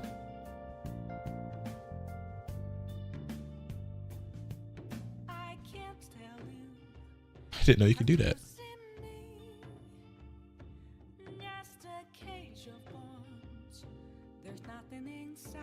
It's actually really cool.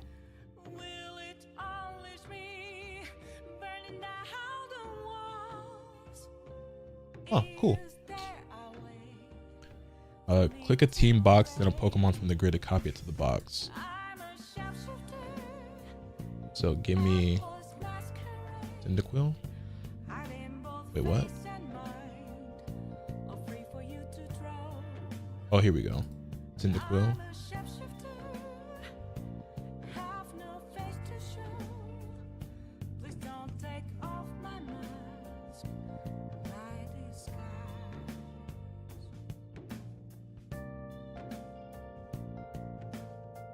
And shit. Okay. Favorite regional bird. Let's go Pidgey.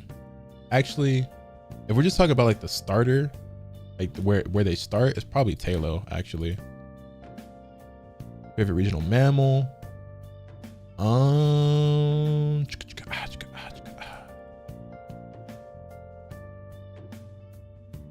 Probably Caterpie. Favorite pseudo legendary.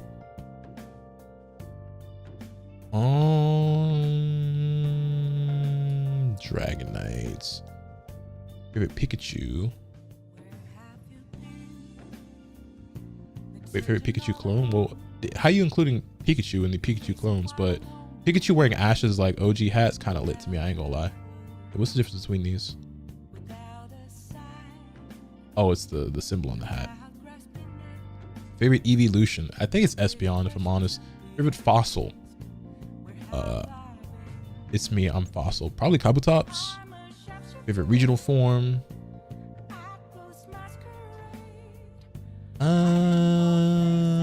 Maybe what is Alolan Vulpix? Just such a pretty Pokemon. Favorite Gigantamax? Chonku or Fluffy Eevee. Favorite baby is probably Pichu. Favorite box legendary? Suicune. Favorite mythical? Deoxys maybe?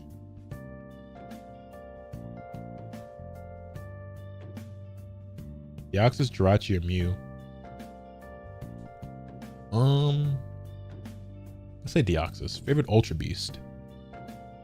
Honestly, they all suck. Honestly, they all suck. It doesn't matter. Favorite Paradox?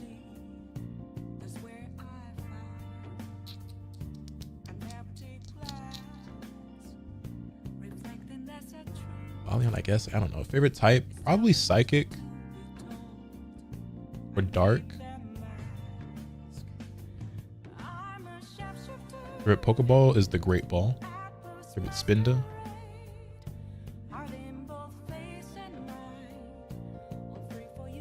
Whatever.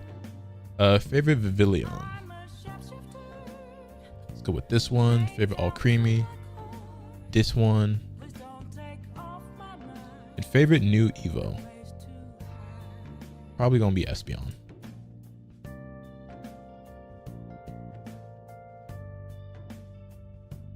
All right, well, that's that. Took us an hour or over an hour, but spended the OG NFT. Real shit. Can we get a DBFZ baby video if you want? You're not getting any more DBFZ videos until rollback releases. I have not been playing DBFZ and I have zero intentions to play DBFZ until rollback comes back. Download the image and post it to Twitter.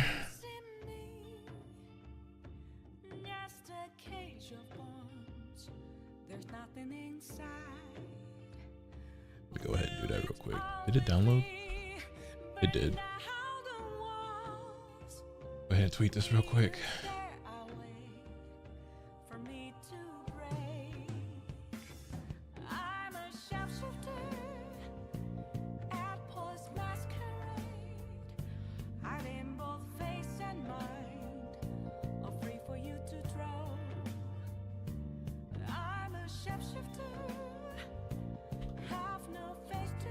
That mammal was random as fuck.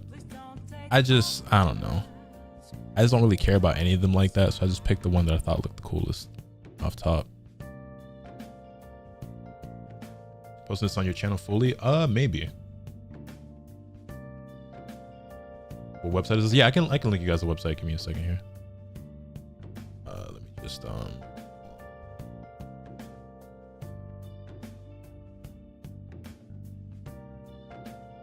here you go. Here it is in the Twitch chat, and here for you guys in the YouTube chat.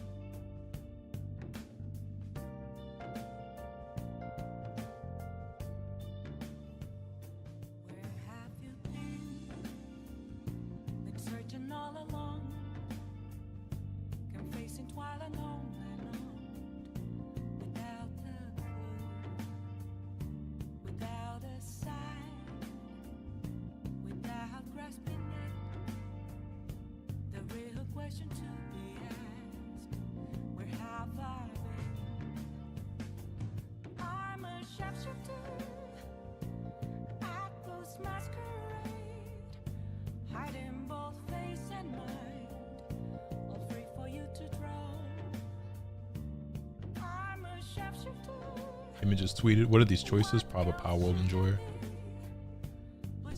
Yeah, I mean, I'm sure. As I'm not allowed to have opinions, this is what I've learned. Anytime I tweet anything opinionated, I get murdered for it. So it just is what it is, man.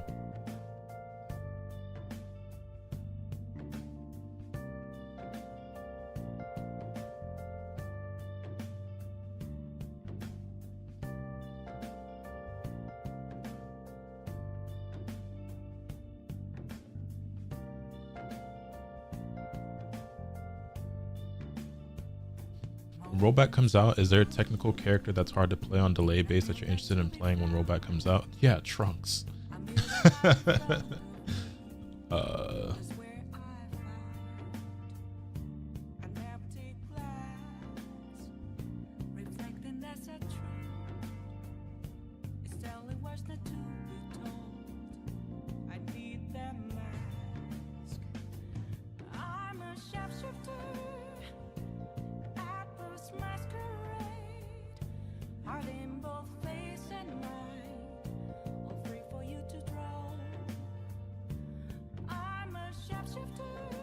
So, you know, I just saw your tweet to Hype Land. People are already going in online. No, but it's just like something I kind of prepare myself for at this point, because I feel like every time ever I give an opinion or post something like this, like I get shit on.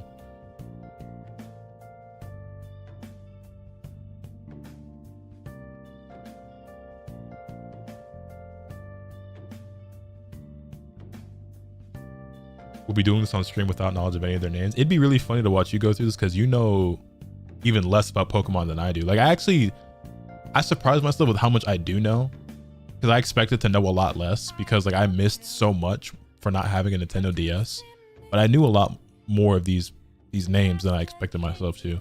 But it'll be pretty funny to watch you go through it.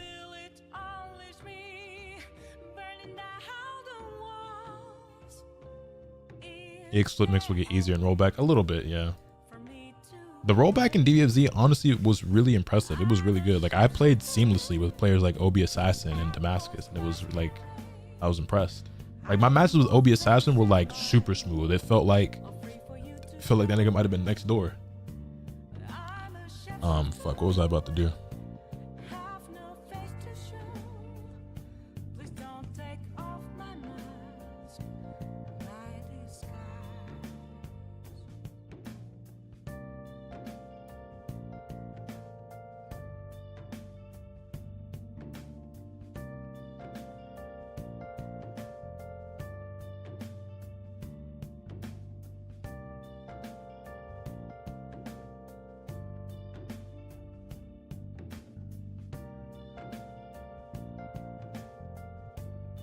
Give me just a moment here.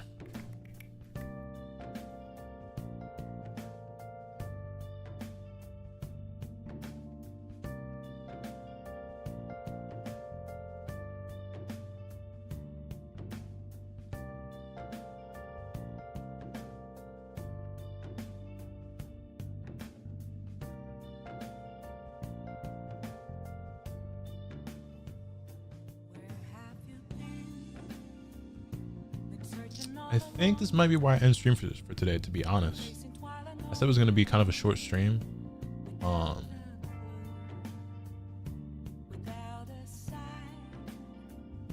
Yeah.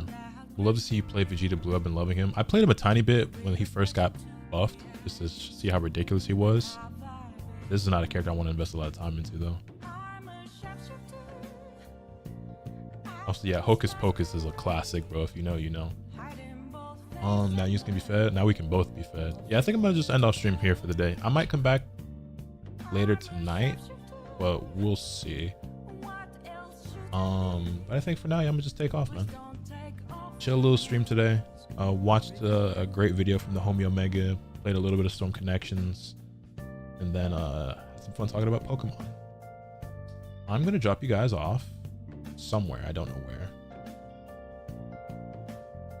Actually, surprisingly, not that many people online.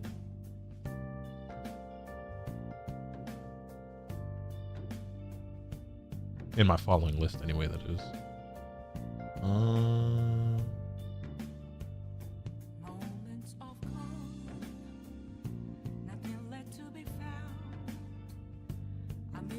Dotto playing Sonic. Dotto has like almost 1,000 viewers. I'm looking for somebody who has less viewers than that. As much as I fuck with the homie Dotto, and by the way, stay on the lookout for Tekken matches between Dotto and I coming soon. As much as I fuck with Dotto, he doesn't need my viewership. You know who could use it a little bit? Lena. Lena is live, so I'm gonna send you guys over there. Appreciate y'all for hanging. Thank you for the subs, the gift subs, the bits, the follows, and I will be back again real soon. Later, YouTube. Later, Twitch. Appreciate y'all, man. Y'all be easy.